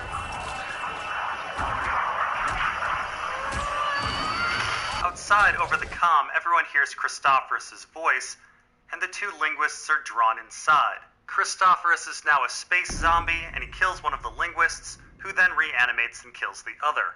Meanwhile, outside, Royd reveals that everyone is getting killed by his cross-gender clone mother, who is living a second life inside the ship's computer. And so Melantha and Royd go back inside to fight zombies and try to regain control of the ship. Meanwhile, Caroli de Brannon leaves everyone on his space sled to die in pursuit of the Volcran. He, by the way, takes with him Agatha Marige Black, giving her a death sentence as well. He is basically a real asshole. I suppose he's supposed to be somewhat like Gollum, calling the Volcran my Volcran. They find the Volcran, and Agatha reveals that the Volcran is simply a big animal that travels space using telekinesis. The two die either in a collision with the Volcran, or the Volcran eats them. Meanwhile, on the ship, Royd and Melantha do battle with Ghost Mom, who is using the ship's gravity to kill them. Royd dies, but realizes that he too is a telekineticist, and downloads himself into the ship and stops his mother. The story ends with Melantha and Second Life Royd following the Volcran for the rest of Melantha's life. Royd and his mom still somewhat battling for control of the Night Flyer inside the computer. So Chad, wouldn't you say there are a lot of elements from Ice and Fire here in Night Flyers? Dude, I told you, I only watched the movie. But in the movie, Murdoch's body gets seized like Hodor's does.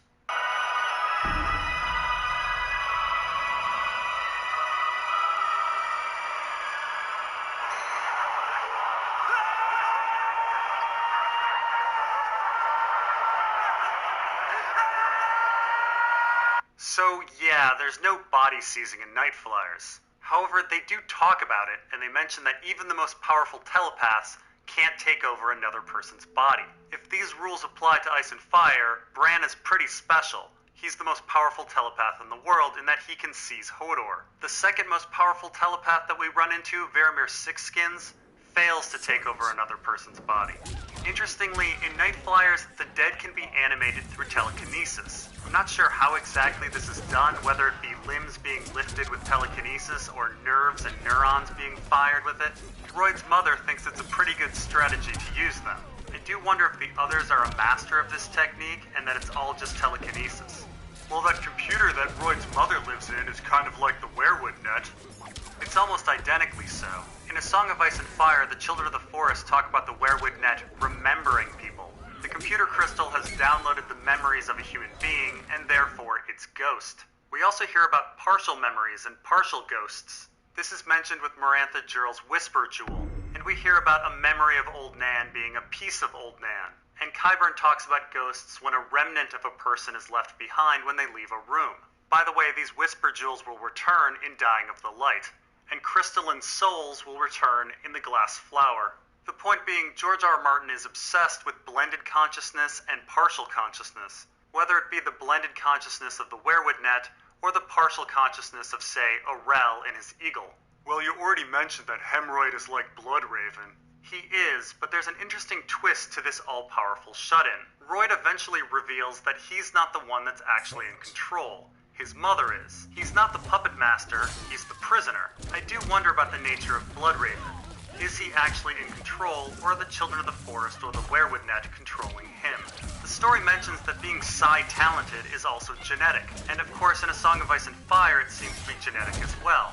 Interestingly, they do mention that psi talents can be trained in certain ways, whether it be telepathy or empathy or telekinesis. This may explain why Bran's abilities are somewhat different from John's abilities, or Arya's abilities, or Sansa's potential abilities. Now, this story actually specifically says that telepathic abilities are not sex-linked. If the rules of Night Flyers are the same as the rules of Ice and Fire, this would go against my Genetics of Dragons and War videos. Not that dragon riding wouldn't be the result of Mendelian genetics, but we wouldn't be able to track it so easily.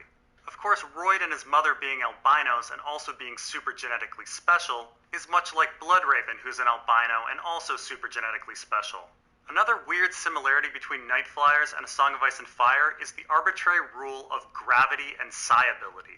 For reasons, George R. R. Martin has made gravity the enemy of telekinesis. And in A Song of Ice and Fire, Bran's telepathic abilities seem to be awoken by his fall. It's a moment of weightlessness, and I can only assume that Bran used telekinesis to soften his fall. I will say this story, Night Flyers, despite being on a ship in the middle of nowhere, has a lot to do with the rest of the Thousand Worlds. I thought you said you didn't read the story. Shut up, dude. What I'm saying, there's so many references to other things that appear in other stories. We hear about Findi and Harangans, as well as a bunch of those inner core aliens that are talked about in the Stone City. The story starts on Avalon, involves a Promethean, and ends in the Vale. All the characters are from the Academy of Knowledge that Claremont started. There's the relationship of Prometheus and genetic engineering, and there's even that Whisper Jewel from Dying of the Light. George R. R. Martin loves his continuity, and his albinos, and more cock. Alright, Chad, that's enough out of you.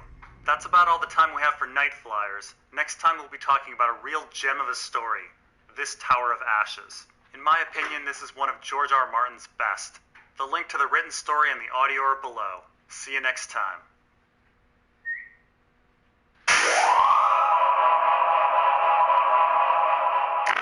We are back for the Thousand Worlds Book Club, and we're talking about A Beast for Norn. I am joined by the Waif. Hello, everyone. A Beast for Norn is the 5th story in Tough Voyaging, but it's actually the first Tough story written by George R. R. Martin. It was written in 1976, 9 years before the Plague Star in the Suthlum trilogy, and as such, Tough is a very different character. What is particularly fascinating is we actually have 2 different versions of the story. The audio link below is the 1976 version of A Beast for Norn, but George R. R. Martin actually revised the story for the 1985 release of Tough Voyaging, which is the written version linked below. And the revision is not insignificant. The character of Tough has been greatly repaired. He is significantly more moral and intellectual in Beast 85 than he is in Beast 76. In fact, it's kind of an interesting experience to listen to Beast 76 while reading Beast 85. You really get inside the head of the author. So A Beast for Norn opens with Tough drinking alone on Tamber, which is a poor agricultural world near the richer world of Laronica. Laronica is only richer because it receives supplementary income from tourism related to its fighting pits. Beast 76 has Tough relaxing there and describes Tough as having calloused hands. Of course, calloused hands means Tough is a man who does manual labor, and relaxing means that Tough was probably there by chance. Beast 85 removes these words, meaning Tough 85 is more of a gentleman, and his presence on Tamber is perhaps intentional. So the titular Norn enters the pub and approaches Tough about buying a monster. Interestingly, in Beast 76, our author is quite explicit about Tough's cat Dax telepathically letting him know about Norn's emotions and intentions. Beast 85 has changed this communication to be more subtle, with purrs and hisses replacing the overt communication. Of course, back in Guardians, we learn that Tuff's cats have genetically enhanced telepathic abilities. Specifically, the cats he clones after getting the Ark, Chaos and Dax, not his first cats, Mushroom and Havoc. And I will say Beast 76 really shows how powerful his cats are, and this sheds some light on his earlier adventures. If you recall, back in the Plague Star, Tuff is actually a pretty crappy merchant. Then all of a sudden he becomes a master bargainer. His cats are the reason. His cats also explain why he was able to outplay Rika Dawnstar, and why Tuff comes to trust Tali Moon and Kafira K so quickly.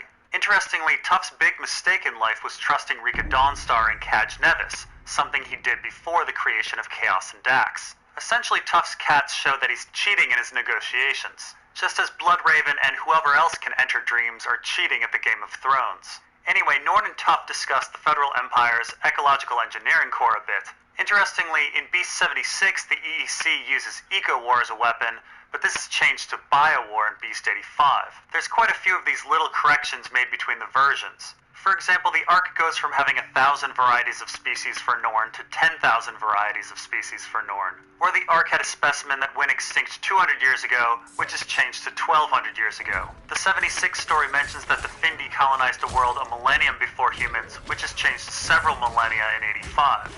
Old Earth goes from being opened to being closed off, and the Prometheans go from being incapable of doing something to being capable but secretive about it. Our author quite clearly knows his universe by Beast 85 and corrects his past errors made in 76. Now the Tuff of Beast 85 is clearly an animal lover. He is mourning the loss of his cat Havoc. And later Norn asks Tuff how many crewmen he has, and Tuff lists his cats as crewmen. Neither of these things are part of the 76 version. In fact, it's actually kind of tough to determine Tuff 76's motivation. Tuff 76 is kind of psycho, really. One clue is that in 76 he says he doesn't like to be touched. In 85 this is changed to he doesn't like to be rudely seized and grasped, which is a big difference. But of course the big difference between Tuff 76 and 85 is the ending, which we'll get to. So Norn wants to buy a monster from Tuff for the fighting pits of Laronica, and winning in the fighting pits will improve the standing and wealth of his house. These savage fighting pits are clearly an early version of the fighting pits of Marine. And an interesting change between Beast 76 and Beast 85 is the inclusion of empty honor. The seats of the arena in 85 are covered with the hides of those beasts who have previously lost, and their meat is given to charity. It is all supposed to honor the animals, and this is strikingly similar to Hisdar's argument for reopening the fighting pits in Marine, supposedly for honor's sake. And this is a reoccurring theme for our author. He is constantly questioning the logic and utility of honor. Honor is often portrayed as justification to do whatever you want, or to trick others into action. Kagan from The Hero was tricked into a lifetime of murder for honor's sake. The manworm suffers having his limbs, eyes, and genitalia removed, and it's considered an honor. Barristan overthrows Hisdar in a coup because he fears he's old and useless, but convinces himself it's honorable. Our author is clearly very cynical of the concept of honor. Anyway, Tuff very quickly gets his fill of the arena, and later takes Norn aboard the Ark and shows him various animals that Norn can use. Norn discovers that Tuff is essentially alone on the Ark, and considers seizing the ship from Tuff. But Dax alerts Tuff, who then tells Norn that the ship has defenses. In Beast 85, the defenses are detailed a bit more. Tuff has to input codes or else monsters will be released. Now, one fun thing that our author has included when Tuff is going over what animals are available for Norn is the presence of the Roller Ram. If you remember, back in the Plague Star, Rika Dawnstar releases 5 animals: a hooded Dracula that kills Jeffrey Lyon, a walking web that kills Kaj Nevis, hell kittens that kill Celise Wan, and a Tyrannosaurus Rex that she uses to try to kill Tuff. The 5th animal, the Roller Ram, doesn't really appear. And although the Roller Ram is mentioned in Beast 76, it's in Beast 85 that we find out what happens to it. Tuff tried to care for it, but the Roller Ram rolled itself into the walls, killing itself.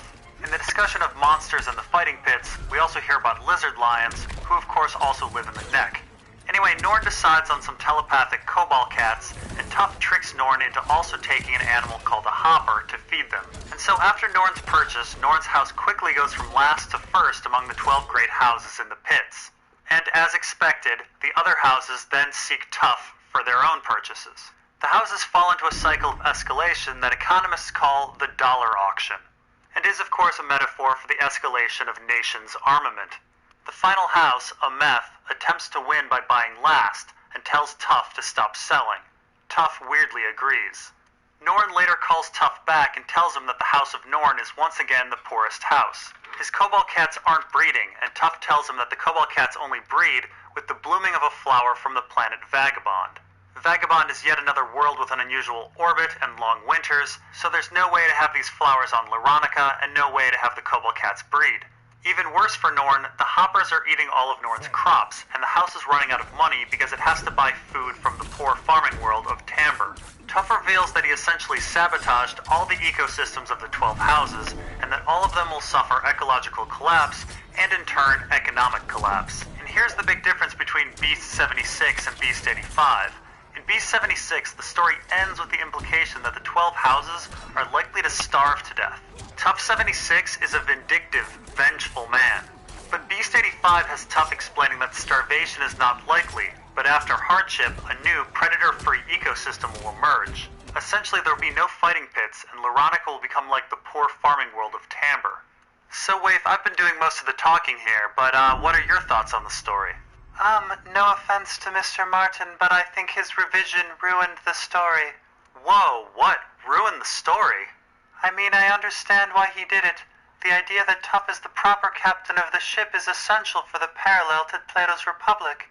He needed Tuff to be moral, which requires the houses to survive. And he needed Tuff to be a consistent character to the other stories as well. So what's wrong with that? Well, the fighting pits are a metaphor for war, yes? The houses, like nations, determine their economic standing through the suffering of gladiators. The animals are supposed to represent soldiers, needlessly dying and suffering for the benefit of rich people. And each of the houses, or nations, think they can better their position by enhancing their military. Okay, yeah, I think that's pretty accurate. The message seems to be that militaristic pursuits simply lead to one's adversary doing the same, and things escalate and escalate. This is an arms race. Well, yes, the most heavy-handed parallel is the arms race aspect. And we know where the arms race ends. It ends in doom, nuclear or biological war, ultimate devastation. Having the houses survive in the end spoils that message. It makes it sound like the end game of an arms race is a return to the simple agricultural life. It isn't. The end of an arms race is with the many-faced god. Interestingly, House Ameth, the last house to act, says, "We will not go around like this forever." He is correct. One house will be the last to act. Well, Waif, I think you've summed things up pretty well. I don't have much else to say about A Beast for Norn. Next time we'll be talking about Tuff's sixth adventure, Call Him Moses. It's another story where our author has a questionable opinion of religion. Questionable opinion of religion? I disagree. The religion of the many-faced god is portrayed perfectly. If you say so, Waif. Well, thanks for joining us, and we'll see everyone for Call Him Moses. The link for the story is below.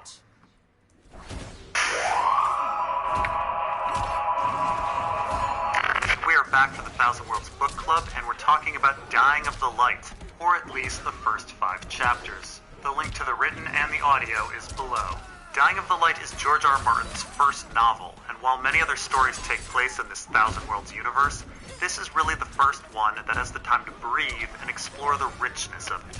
In fact, Dying of the Light is actually pretty light on plot. It's generally just about a guy who visits his ex-girlfriend, offends some space hunters, and then has to run away from them. But the plot is really secondary to the setting and the feelings. The whole book is astoundingly rich, so much so that I'm going to be passing over a lot. So let's start with the title. Dying of the Light comes from the Dylan Thomas poem, "Do Not Go Gentle Into That Good Night." The next line being, "Rage, rage against the dying of the light." And the story is about death. The death of a planet, the death of love, the death of culture, the death of people. But rather than death just being a melancholy withering, it's about the violent emotions and fight against the inevitability of death. The planet, the loves, and the cultures of this story are all doomed, but there is rage and resistance in their dying. So the prologue describes the setting of the story, the planet Warlorn, a rogue planet that passes by a freak star formation called the Hell Crown that makes the planet temporarily habitable. And so the neighboring worlds held an enormous festival to observe the Hell Crown. But that was years ago. The festival is long over and the planet is drifting away from its star into interstellar space. Of course, the sadness of a dead festival planet is reused in A Dance with Dragons with Croyane, the dead festival city. And Warlorn rhymes with forlorn, which means abandoned or lonely. Anyway, once again, we're dealing with unusual orbits, like in Bitterblooms and the Plague Star, and possibly Ice and Fire. And once again, we have a theme of a dying Earth, like in the House of the Worm. This once again shows the enormous influence that Jack Vance had on George R. R. Martin. In the prologue, we hear quite a few names from the Thousand Worlds lore, including Celia Marsayan, Clarinamas, and Tomo and Wahlberg. We've heard these names quite a few times now, but most notably in Bitterblooms. Clarinamas will be very important in The Glass Flower. Now, in Chapter 1 of our story, we're introduced to our protagonist, Dirk Talarian, another heartbroken sad sack. He is remarkably similar to Johnny from This Tower of Ashes. Now, Dirk is sent in the mail a whisper jewel that contains the memory of his ex-girlfriend, Gwen. We ran into the idea of a stored memory being an echo of consciousness in Night Flyers, and this is going to be a major thing later on in The Glass Flower. As in Night Flyers, George R. R. Martin loves to write about the idea that memories are ghosts, whether it be they are literally disembodied consciousness or simply metaphorical echoes of past times. For example, the Stark children are literally putting their disembodied consciousness, that is their ghosts, into their direwolves. But at the same time, Mira and Qyburn talk about the memory of people being ghosts more metaphorically. And then there's the literal storage of memory and consciousness in things like the Werewood Net or the heart of the House of the Undying, and with these whisper jewels and memory crystals. Anyway, with the arrival of this jewel, Dirk remembers that he and his ex had promised to come to one another if this jewel was sent. And so Dirk hops a ship and spends a few months getting to the edge of the galaxy at Warlorn to find his ex-girlfriend, Gwen. Of course, with the talk of promises, it's tough not to think about Ned and his promises. And this reunion with an ex at the edge of the world or galaxy is of course very similar to This Tower of Ashes and Ned's mysterious trip to Starfall to see Ashara Dane. Now, when Dirk remembers his ex-girlfriend Gwen, he remembers her as Guinevere or Jenny. Guinevere is of course the wife of King Arthur that was stuck in a love triangle with him and Lancelot, and this is another story about love triangles. But Lady Guinevere is also a male-oriented idealization of women, and this story is very much about the tendency for some men to put women on pedestals and imagine them as things they aren't. And with the shortening to Jenny, we are reminded of Jenny of Oldstones, a person that Littlefinger wanted Cat so desperately to be.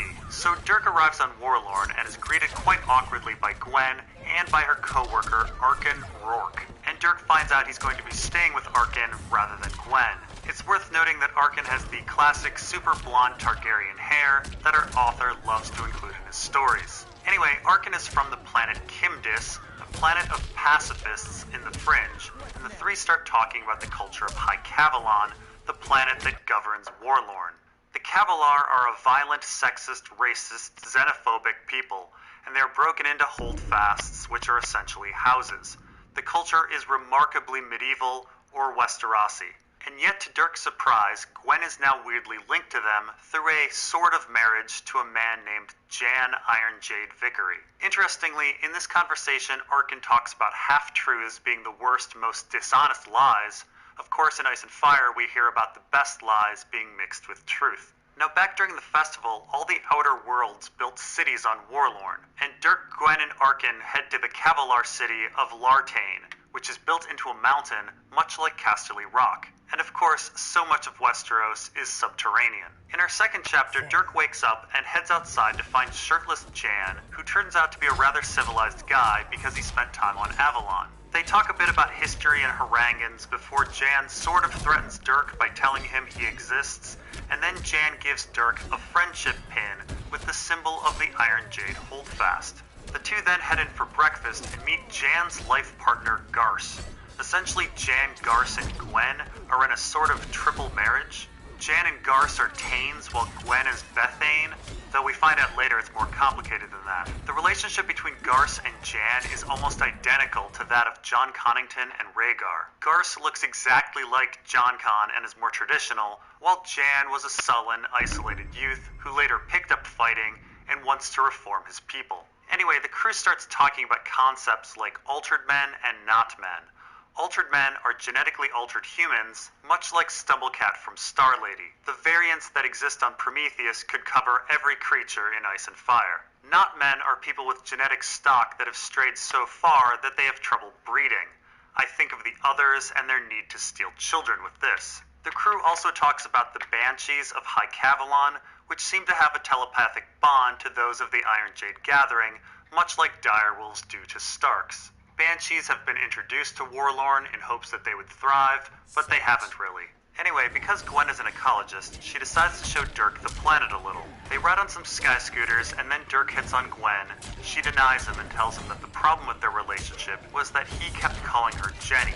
Jenny wasn't her, but an idea that Dirk had in his head, and she felt herself drifting towards his ideal. With the naming issue, we kind of get into Aristotle's idea of there being both substance and essence to an object, and the existentialist Sartre believed existence precedes essence. You can't have the shadow of an object without the object. Gwen and the Kavalar seem to be turning this on its head and saying that essence can precede or even cause existence. And this all relates to the discussion of body and ghost as well. If we're turning Sartre around, essence, that is a ghost, can be there without existence, that is a body. Immediately after this metaphysical discussion on names, Gwen and Dirk enter a dying forest and observe choker trees that smother other trees and remain long after the others have died. And they note a skin shell of a tree spook that he left behind. They are essentially observing remnants, ghosts, essence without existence, names without bodies, heartbreak without love. Dirk gets really depressed, so they head home. In the third chapter, Dirk makes it home and talks to Arkin, who turns everything on its head. No, Gwen is not happily married to Jan. Bethane does not mean wife, but property. If Jan dies, she becomes Garce's. And if Garce dies, she becomes a breeding cow for the Holdfast. And if Jan loses a duel, she passes to the winner of that duel. Arkin describes Gwen's life as a nightmare. Arkin also mentions that there's no word for love in Cavalon, and muses whether they have love without a name for it. Essence and existence again. Of course, sci-fi stories often show a caricature of our world to make a point. Is Kavalar marriage any different from traditional marriage? Are people made into property? My wife and my husband? Are they trapped in a marriage? Are they considered damaged or worthless without the marriage? These were big issues during the sexual revolution in America, and George R. R. Martin is very much of that time. This story is from nearly 40 years ago, but still some of these issues remain. Anyway, the next day, Dirk comes to breakfast and finds Jan in an argument with a man named Lorimar Braith. Lorimar has a grievance with Jan and leaves in a huff, and Dirk then asks what's up. Jan then goes into a long history of High Cavalon. Jan explains that the High Cavalon have a long history of myth that involves the coming of fire and demons and the need to live underground. But Jan has discovered through research at Avalon that High Cavalon was once an advanced civilization, but then regressed because it too was part of the Double War and fell into an interregnum. The coming of fire was nuclear war, and the demons were really Harangan slave races. And the need to stay underground was because of radiation, and nuclear war regressed the Kavalar to being technologically primitive and becoming a savage, holdfast-oriented people. It's worth noting that the Harangan slave races do resemble giants, the Haroon, giant bats, dactyloids, and the children of the forest, Githyanki soulsucks. And it's worth noting that Westeros is also very subterranean, especially Casterly Rock and Winterfell. And Westeros has certainly regressed technologically, is house-oriented, and perhaps experienced a nuclear winter. Anyway, Dirk says so what, and Jan explains that there's a fourth demon in Kavalar myth, the Mockman. The Mockmen were human mutations with special abilities, wares, shape changers, and these Mockmen were hunted down and skinned. This sounds remarkably similar to the relationship between the Boltons and the Starks. The point of the long story on Kavalar history was that religious extremists like Lorimar and other Braiths believe that all non-Kavalar are Mockmen and can be hunted. Lorimar had seen Dirk the day before and wanted to shoot him down, but Dirk had Jan's pin on him, which marked him as Iron Jade property. Thus he was saved. In truth, Jan and Garce had been giving out pins to try to save everyone on Warlorn from being hunted, and to avoid political embarrassment for High Cavalon. Dirk is quite insulted at being given a pin. He doesn't want to be Jan's property, even if it is for benevolent and protective reasons. so Dirk gives the pin back. This of course relates to apologies for slavery from back in the day that argued that slavery was good because it was benevolent and protective. Even if slavery had been that, it wasn't, but even if it had been, benevolent and protective ownership of another human being is still ownership of another human being, and wrong. And our author also seems to be making a statement about patriarchy, and perhaps even a statement on marriage itself. Although some might consider the male sexist dominion over women benevolent and protective, it's still ownership, and still wrong. We are once again back at the words, "my Jenny." Anyway, in the 4th chapter, Gwen and Dirk continue their tourism. The two head to the city that the Kimdissi built, which is now completely empty, and called 12th Dream. The language and themes that George R. R. Martin uses to describe 12th Dream are remarkably similar to that of Croyane in A Dance with Dragons. Overgrown gardens, black vines, whispering dead, remembering laughter in the streets, the death of beauty and thoughts of a past relationship. The two then move on to the city of Muscle by the Sea, which sounds remarkably like Marine in its looks. We have multicolored bricks with domed buildings. It's windswept and dusty. The people that built it, though, were the Lost Folk, an odd forgotten colony of primitive fishermen. This group had clearly lost or given up their technology even before the interregnum. The two then move on to the city of Challenge, which is remarkably like the city of Old Valyria, but with giant fusion-powered towers instead of geothermal ones. Challenge was built by the people of Emerald, I standing for After Interregnum, and the Emerali love to show off their technology. The whole city is run by a computer, and Gwen and Dirk have a fancy lunch that's composed of animals all the way from Jameson's world. Dirk and Gwen then start talking about Gwen's relationship with Jan, and we find out that Arkin's assessment was somewhat correct. Gwen is having trouble with Kavalar culture and with Garce, but she's also suffering from the same problem with Jan as she had with Dirk. She is Jan's Bethane, and she finds herself being forced into a role and identity that she thinks is not really her. Now, along this theme in Ice and Fire, we have several examples of the wayward brides. That is, women who run from a marriage that they feel trapped in, like Asha or Jane Poole or Alice Karstark or Lyanna.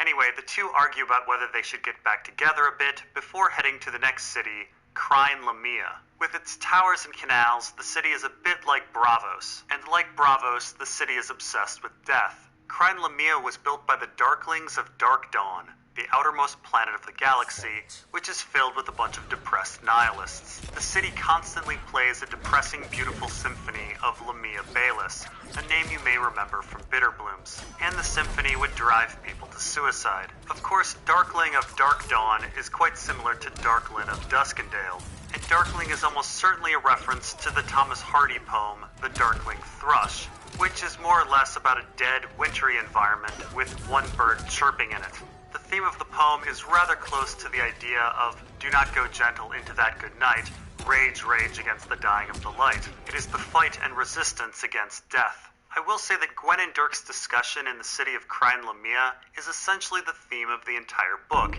and perhaps is the theme of all of George R. R. Martin's work. Isolation, death, ghosts, existentialism, ecology, being trapped in the memory of the past, breakups, rage. It's all there, and quite notably, the city's music production is rumored to be controlled by Lamia Bayless's mind itself. We once again have song being compared to consciousness, something we saw in Guardians, and we will see again in A Song for Leah.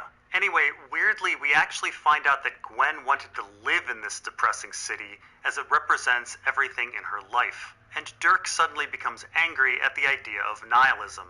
The world may be pointless and doomed and sad, but the whole point of everything is how we act faced against death and nothingness. That is, after all, what life is on a fundamental level, struggling and fighting to stay alive violently against the inevitability of death. Rage, rage against the dying of the light. Gwen is half convinced and thinks about getting back together with Dirk. In the 5th chapter, Dirk and Gwen make it home and Dirk heads to bed.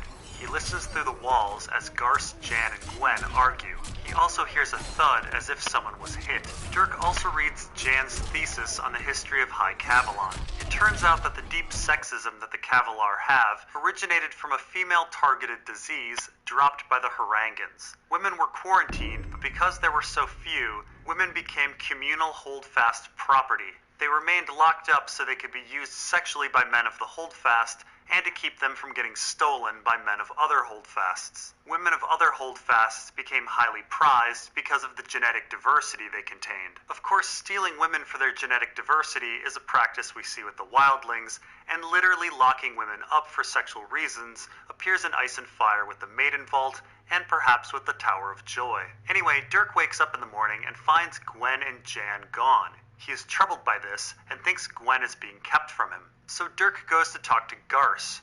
Garce curtly tells Dirk that Gwen is off working. The two men talk for a while, and Garce talks about his bond with Jan and how Jan was a weak, awkward boy, but Garce helped him learn to fight by attacking him often. We also find out that one of Jan's heroes was an Aaron High Glowstone. Aaron armed his women, treated them as equals, and let them fight too, though his holdfast was destroyed. It may be that House Aaron is in reference to this Aaron Glowstone. Garce also talks about how Kevlar culture is dying due to spaceflight and the mingling of other cultures. Anyway, the unfriendly conversation with Garce leaves Dirk even more panicked to find Gwen. So after Garce leaves, Dirk goes out to find a car. He does find a car in the parking lot and thinks about stealing it when its Braith owners, Breton and Chell, return. Breton has half a face, much like the Hound. The two capture Dirk and must wait for Jan's return. And that is the first 5 chapters of Dying of the Light. We will talk about chapters 6 through 11 in part 2. See you then.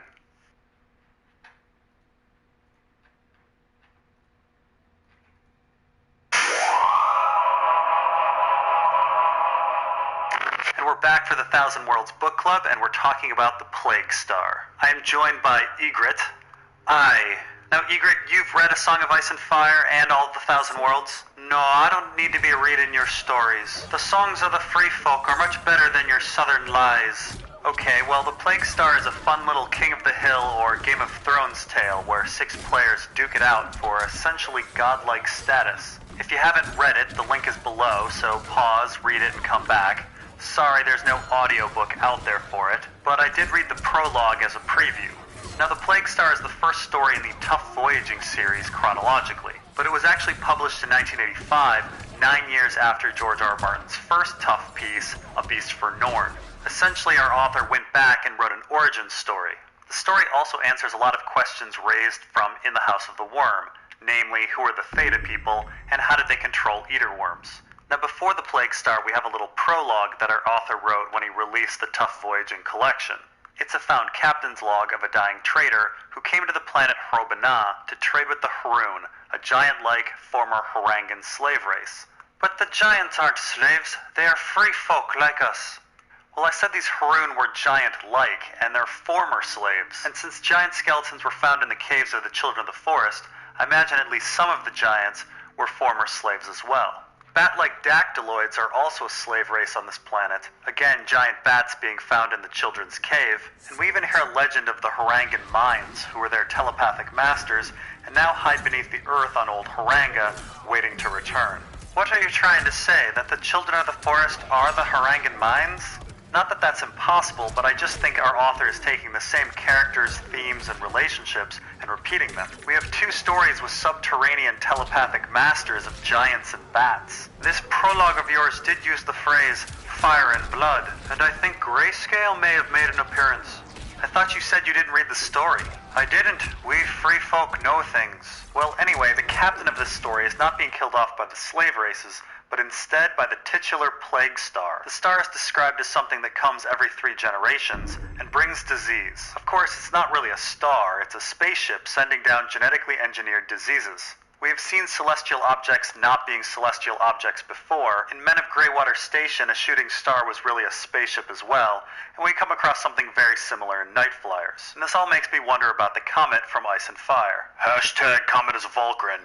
Now, it should be noted that the Haroon legend about the Plague Star is rejected by the protagonist, and we find this a bit in our author's work, especially Ice and Fire. Characters will reject oral history because it's flawed, but in fact these legends contain nuggets of great truth. Right, there's old Nan's stories in Ice and Fire, and old John's stories in Bitterblooms, and the ground legends in the House of the Worm. And you're saying you didn't read any of these stories? Aye, I am very wise. Now, the Plague Star story proper is about 6 individuals seeking out the Plague Star, which is a spaceship, It's really the ARC, an Ecological Engineering Corps seed ship. The Ecological Engineering Corps were humans' biowar experts, and they're the ones that founded the civilization in the House of the Worm. The Corps could alter themselves genetically and could create almost any organism. They could also control these organisms with technology-aided telepathy. And this once again goes back to our author's much-loved hive-minded collective consciousness theme. The Harangans are hive-minded, the Findi are hive-minded, the greywater fungus is hive-minded, and apparently sometimes humans are as well. As are the children of the forest, the undying, and the others. And wargs as well. It's hard to say where the animal ends and the master begins. And knowing this, I would guess that the Ecological Engineering Corps used to be able to control the eater worms with technology, but then lost the technology over time. Now, the Ecological Engineering Corps waged biowar against the Harangans, and one of their ships ended up in a long orbit around an old Harangan world. Every 3 generations, the ship unleashes a season of disease. Unusual orbits and unusual seasons. It reminds me of Bitter Blooms, a story you claim you haven't read. I don't even know how to read. Now, besides our protagonist Tough, there are 5 other characters that are seeking the Plague Star. There is Celise Wan, who reminds me of Stannis' wife. She's an academic who discovered the Plague Star. There's Jeffrey Lyon, whose name evokes Joffrey, but his personality is actually quite different. He's a military historian and colleague of Celise. Lyon has hired a bodyguard named Rika Dawnstar, and for some reason Wan and Lyon have brought in Kaj Nevis and the half-human cyborg Anitas. Nevis seems to know a lot about salvage and their surrounding systems, and Anitas seems to know a lot about ancient technology. However, we don't get much of their backstory, which is a shame considering that Nevis is the primary antagonist, and Anitas' relationship with Nevis is so important to the plot. Now, the 6 set off on Tough's ship in order to find the Plague Star, but Rika Dawnstar, who is like the Littlefinger character, is upset that she's not getting a big cut. She tries to go to Tough, but he only bargains for his own cut to be increased. Dawnstar finds this unfair, and so she goes to Nevis and convinces him that a 3-way split is better than a 5- or 6-way split. And this is essentially the plot and theme of the story. What justifies ownership, and what justifies rule? We free folk choose our leaders. Sure, and most modern readers love democracy. However, there are massive flaws to unchecked majority rule. The disaffected minority has no reason to buy into the system. And clearly Dawnstar had a different idea on who should rule. She thought the smartest should rule, which is why she initially tried to form an alliance with Tough. Of course, Celise thinks a finder's keeper's principle gives her right to the Ark, and Jeffrey Lyon believes he has the strongest moral position. For Nevis and Anitas, though, it's might makes right. This same disagreement happened at the end of a Game of Thrones. Ned believed the kingship was owned by Stannis, but Renly thought he was morally the best person to lead. In the end, the Lannisters used their might. But of course, might makes right doesn't really work, as people go into revenge mode against you. After Nevis gets Anitas infected, Anitas essentially just wants to kill Nevis. He essentially becomes the Doran Martell revenge character. And Dawnstar, the Littlefinger character in the control room, tries to get everyone to kill each other. So who do you think will win the Game of Thrones? Who is Tough? Well, likely Sansa. Like Tough, she spends most of her time on the sidelines while everyone else kills each other. But I think the most important question is why our author had Tough win. Yes, he's smart, but there seems to be something more. Dawnstar was also smart and not that bad of a person, and yet she is still an antagonist. And Lyon was smart and very morally good. So what was it about Tough that made him better than both Dawnstar and Lyon? Likewise, why has our author chosen to have Sansa live while other characters like Eddard and Robb have died? Is it simply luck, or is our author making a statement? Haviland Tough is a good person, but he also has some moral flexibility. Additionally, he's not so naive like Eddard or Lyon. I definitely think you're onto something, girl who never read the book, and we'll keep our eye out in future stories on why our author thought a character like Haviland Tough should be God. What I also think is interesting is how hyper-aware our author is about tropes. In this story, a Tyrannosaurus Rex sneaks up behind Dawnstar and is about to eat her. Tough tries to warn her, but she doesn't believe him. We've all seen this trope a million times in entertainment, but our author fools us. Dawnstar knew about the Tyrannosaurus and was telepathically controlling it the whole time. Luckily, Jeffrey Lyon had set up a laser cannon earlier in the story, and the cannon blows away the Tyrannosaurus and Dawnstar. Lyon had set up a Chekhov's gun that our author is nodding to and making even more obvious by having it be a literal gun. But lots of stories have meta-humor and try to subvert tropes. Sure, but this was the mid-'80s. Our author was ahead of his time. He even wrote a book in 1983 called The Armageddon Rag about how played out The Lord of the Rings was. And yet, 3 decades later, we're still getting the same Hidden Prince, Chosen One, good versus evil fantasy tales. Which is why he's able to shock us. He's very aware of what the audience is expecting and tries to do something else. Or at least be very different about it. Oh, you have insufficient knowledge, Preston Jacobs. Jon Snow is the Chosen One, and he will be defeating the others. You mean Jon Snow? It's pronounced Jon Snow. I should know. I had sex with him. Well, I'll say this about Jon Snow being the Chosen One and defeating evil. Our author has never written a story that has ended that way. It is a trope that our author seems to want to avoid. Weirdo freak protagonists like Tough can succeed, but not a classic hero like Jon Snow. At least not in a badass sword fight triumph over evil sort of way. But even Tough the Weirdo doesn't have a traditional ending ultimately. But we have several stories before we're going to get to that. Anyway, I'd like to thank Egret for joining me. But wait, I thought we were sharing stories. You told me about the Plague Star. Now I get to tell you about Bale the Bard. Sorry, we're out of time. Okay, but I think I'm gonna shoot you with an arrow. Other fucking kneeler. And so next time we'll be continuing our adventures with Tough, with Loaves and Fishes. The link to the story is above. See you then.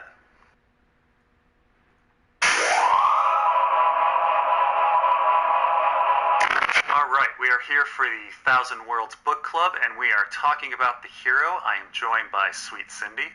Hi, everyone. The Hero is by George R. R. Martin and not the song by Mariah Carey or Enrique Iglesias. Yes, not that one. Oh. If you haven't read The Hero, we have the link to below. We have both the audio and the written. It's only 10 pages long or 30 minutes to listen to. So if you haven't read it, pause, go do that, come back. We'll wait for you. Okay, so in The Hero, it basically starts with Kagan killing some people. Yeah, he's cleaning up.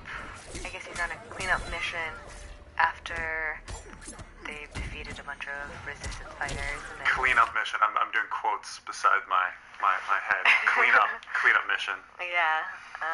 Then he is surrounded by, 5 men, and immediately kills them all. Right, they wanted to talk, and he just slaughters them, you know. And then his equipment kind of breaks down, and then he's not sure if he's going to make it back, but he does. And then he gets back, and he wants to retire. Yep. He goes and sees the High Officer, Major Grady, and asks if he can retire to Earth. Because nowadays, or in this world, they have found all of these other planets and are battling on them. Yes, and let's see, he's not from Earth, he's from Wellington, one of these heavy gravity worlds that makes him extra strong. He is born and raised and bred for battle, and that Grady seems to have a problem with Kagan going to Earth. But finally, after a lot of persuasion, Kagan is told by Grady that, fine, okay, if you really won't retire anywhere else, like to Wellington or this other war world named Ramo, then I guess we'll send you back to Earth. Right, but then when getting sent back to Earth, twist ending, Kagan they leave the tractor beam on, and he is basically crushed to death, or his metals actually go through his body and kill him. Hooray! Now, Sweet Cindy, you have not actually read any of A Song of Ice and Fire or seen Game of Thrones. Yeah, I've read a few chapters and seen the first 3 or 4 episodes, I guess. But you've read all the summaries. Yes. Okay, so... Well, I've heard a lot about the series. So as you see, here, the protagonist is killed, and George R. R. Martin is, famous for killing protagonists off. Killing Eddard, killing Robb at the Red Wedding, killing Catelyn, stabbing Jon Snow, So does this, were you surprised by this ending of this story? I wasn't really that surprised because, I've I know that much about George R. R. Martin, but also, before that, you can tell that Major Grady is troubled by the decision and Kagan's insistence on returning to Earth. So I felt like you could kind of sense that, this definitely wasn't going to plan. Right. I mean, this is his first story. He's not the best at surprising us yet. We kind of saw it coming. It's also sci-fi in general is a little darker than a lot of traditional fantasy. There's a lot of these, oh no, the future is going to be dark and evil. We better watch ourselves. Kind of messages. Yeah. But of course, sci-fi isn't really about the future. It's always about the present. And this story isn't really about, warning us that we're going to be on war worlds. It's more about Vietnam, which George R. R. Martin was very much against. He was a conscientious objector and got out of going to Vietnam. He instead did something called VISTA, which is like AmeriCorps, which is like the Peace Corps, which you did the Peace Corps. I did. Yes. And it was in Burkina Faso. That's correct. Yes, where I jokingly call north of the wall Burkina Faso because Cindy did Peace Corps there. Burkina Faso is, of course, also very much like north of the wall, being, winter all of the time and incredibly cold, and you had to deal with White Walkers and such. That's true, yes. I think you know a lot about Burkina Faso and geography. Yes, and the Night's Watch have bucket showers, I imagine. Oh, probably. Yeah. They would just come out as like chunks of ice. That's true. Oh. So, based on this story, what do you think George R. R. Martin's opinion is about the government or the government around the Vietnam era? Well, it seems like he was probably not a big fan. I mean, given that, he was against war in general. My mother, when she talks about the time, always, it gets very angry and says the government was lying to us and things like this. It was definitely what people were feeling back then. Yeah, I mean, that's definitely reflected in the story. The way that Kagan sort of puts this blind trust in Major Grady when he says, oh, you'll be sent back to Earth, he doesn't even consider anything else. But then it's sort of revealed that, why you shouldn't have been as trusting. Yes, he's a bit of an idiot, much like all George R. R. Martin protagonists. They're, often, if you haven't read a Game of Thrones, but if you read a Game of Thrones, like, often you're just screaming at poor Ned because he's so stupid. So, what I do kind of find interesting is that this is supposedly taking place during the Human-Harangan War, but they're not actually fighting the Harangans. Yeah, I mean, I guess they're still, sounds like a year or so off from actually fighting the enemy. It's sort of the proxy war situation. Yeah, I mean, I suppose it's supposed to parallel Vietnam in the sense that, we were really supposed to be fighting the Soviets or the Chinese, but, why are we even dealing with Vietnam? The spread of communism. So I guess this would be, we're taking over this world and slaughtering the people, fearing the spread of the Harangans. Yeah, and I mean, I think that, George R. R. Martin isn't unkind to the soldiers because he sort of has these characters as being born on these war worlds and being raised to become soldiers, so it's not like they really even have a choice in the matter. No, they're the pawns, yeah. So one of the things that's really kind of heavy-handed in the story is that Kagan is literally killed by his honor. Like, his medals actually pierce through his body. Well, so one of these things, one of these things in a Game of Thrones as well is that, Ned is literally killed by his honor as well. Like, he can't actually even see beyond being completely dutiful. And that's the thing that essentially gets him killed. So, like, I mean, not literally killed by his honor then. No. He became a little more subtle, I think, over the course of his writing career. So what did you think of Grady's test?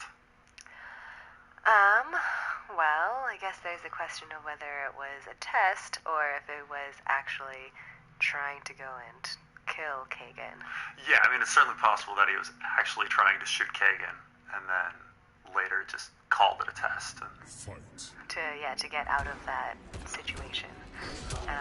I don't know. I mean, it says, he was pretty shaken after seeing how fast and strong Kagan was. Right, that actually Grady might have been somewhat close to death. Yeah. Yeah, I mean, George R. R. Martin leaves a lot of things ambiguous here. And I think that's one of his major themes, is that he thinks there's more power in ambiguity than there is in answers. So yeah, it's hard to say whether Grady actually was trying to kill Kagan or if that really was a test, like he says later. Yeah. I mean, and I don't mean just because there's also the test to see his reflexes that the story tells Kagan, but then there's the test to see if he can actually live on Earth. Yeah. That's probably, more part of...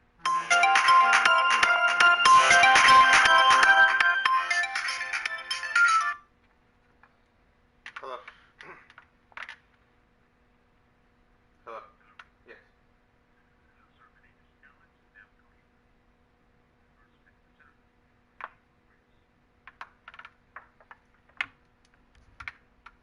More part of it, since it seems that, Grady is one of the people who came from Earth. I guess all of these high officers are, so he'd be most familiar with what life on Earth would be like and whether or not Kagan would fit in. So that's the big question is, could Kagan actually survive on Earth? And I guess I kind of believe that he probably couldn't, that he had too much, PTSD from all of his war fighting, and that eventually somebody would, move too suddenly and he'd snap their skull immediately. Yeah, but, I'm sure the Earth is still not without violence, so couldn't he have just fit in there? I think it was more of an issue of not so much him having all these violent tendencies, because it sounds like he really just wants to retire and not fight anymore. But more right, it sounds like he wants to go to Earth and get laid. Yeah. He wants to be well known as a hero. But, my question is Grady worried about, Kagan trying to take over, trying to gain power, and then somehow becoming this, political person, or being used by various politics or telling his story. I mean, probably if they're being lied to, probably people on Earth are being lied to, and so Kagan could actually tell people what's going on the front. Yeah, that's true. I mean, most of the horror stories about Vietnam came from people coming back. Yeah, I guess, they've probably heard a lot about this war, and, well, it sounds, in the end when he has that PR release, it's about the Harangans? Harangan, yeah, I don't know how to pronounce Harangans? People complain about me pronouncing everything, so don't worry. So when the Harangans, it's saying, the PR release is about the Harangans blasting the ship, and so, it seems that maybe people on Earth believe that, they're actually fighting the enemy, and they don't realize that all of these other, probably relatively peaceful worlds are, seeing battles and civilians are being killed. So it's not exactly the war that they thought was being fought. Yeah, there's a lot of 1984 in this. I mean, if this were the only story, I would question whether the Harangans actually exist. Yeah. But I mean, they're mentioned in other stories later, so I guess they do. But if this were the only story, I'd be like, there's no Harangans. They're just making that up. Yeah. I mean, it's similar to a lot of other stories as well, like Ender's Game. The whole common enemy thing is a pretty strong way to unite everyone else and to stay in power. Yeah. I've actually never read Ender's Game, so I have no idea what you're talking about. You should definitely read it. It's a good book. Now you know how I feel with Game of Thrones. But, basically the important part is that Ender is a war hero who, at the end of the book, he can't go back to Earth because everyone is worried that he's going to be used as a political pawn, I guess. He is someone who has got, he's gotten the admiration of everyone on Earth, and they'll pretty much listen to whatever he says. So whichever side has control of him can very easily, take over and win the minds of everyone on Earth. Yeah, that's something I didn't think about, because Kagan, they frame it like Kagan physically just couldn't exist in that society because he, maybe start slaughtering people, but in this, you're talking about an even larger structural problem of Kagan coming back and being, and affecting, Earth politics. Yeah. Though this society might be hopeless. Oh shit, I'm actually completely wrong about that. 1,000 years later, there's a civil war, and everybody rises up, and the entire Earth Empire, falls apart because of rebellion. Yes, so I am right. So that's about it for the hero. Next time we're going to be talking about Men of Greywater Station, which also takes place kind of during this war, just on a different front against the Thindi instead of the Harangans. I'm going to say thank you to Sweet Cindy for helping me here. Thanks for having me on. And the link to Men of Greywater Station is below. We have both the audio and the text as well. And I'll see you next time. Bye.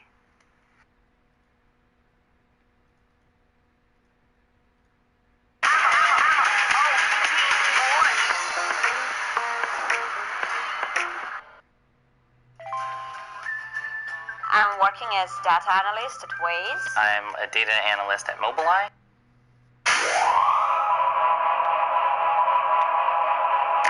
And we're back for the Thousand Worlds Book Club, and we're talking about Guardians. And oh boy, this is a doozy. So if you haven't read or listened to Guardians, please check out the links below and come back. So Guardians on its surface seems like a pretty simple tale of environmental destruction and a nearsighted society. Tough hears about a planet getting attacked by sea monsters and goes to investigate. There he meets a group of people called the Guardians who run the planet, and they hire him to deal with the monsters. Tough tries to fight the monsters with his own genetic creations, but fails. In the end, he discovers that hive-minded telepathic creatures called the Mudpods, who have also mastered genetic engineering, are behind everything, and humans should stop killing and eating them. However, that's not the whole story. But before we get to what the story is really about, let's get some little stuff out of the way. This is yet another story that deals with hive-minded telepathic creatures, so we can throw the Mudpots on the pile with the Greywater Fungus, the Harangans, the Ecological Engineering Corps, Rika Dawnstar, Tough and his cats, the Children of the Forest, and the Undying. Interestingly, Tough mentions a planet dominated by fungus that sure as hell sounds like Greywater. However, I'm not sure if the timeline works out. Greywater is dominated by its fungus long before humanity mastered genetics. And this is the first story that mentions the term green dreams. In this story, they are simply telepathic messages. And this makes me think that Jojen and Brand's dreams are not actually prophecy, but simply someone else's telepathic thoughts. This is also the first story that refers to collective consciousness as music. We will see this over and over again in our author's writing, namely in A Song for Leah. This makes me think that A Song of Ice and Fire is actually the collective consciousness of Ice and Fire. It should also be noted that the Mudpots are blind, and of course Arya and Bran's working abilities advanced when their sight was taken away from them. This seems to stem from the idea that if one sense is taken away, the others compensate. But now let's get to what Guardians is actually about. And we touched on this subject in the Plague Star, but when we did that review, I hadn't figured things out yet. Guardians is about Plato's Republic. And really all of Tough Voyaging is about Plato's Republic, and a huge part of Ice and Fire as well. Now I could probably do a 20-part series on Plato's Republic and Ice and Fire. It's a book about justice and war and who should rule and the soul. And of course, so is Tough Voyaging and Ice and Fire. But let's try to do an abbreviated overview of the Republic and how it relates to our other stories. Playing the part of Socrates will be Nimble Dick, playing Cephalus will be Ned, playing Polemarchus will be Rob, playing Thrasymachus will be Theon, and playing Glaucon and Adimantus will be Iri and Jiqui. Book 1. What is justice? Telling the truth and paying one's debts. Wrong! Sometimes those two things lead to horrible consequences. Being good to your friends and harming your enemies. Wrong! Harming a bad man just makes him worse. Justice is just a sham that the man uses to keep people in line. Real strength comes from being unjust. Son, you're just promoting chaos and idiocy. So the Republic opens with Socrates rejecting 3 ways of thinking. He rejects the old, simplistic, traditional man, then rejects the tribal, us versus them, military man, and then finally rejects the cynical, power-oriented man. And of course, these are the problems of the human guardians and guardians.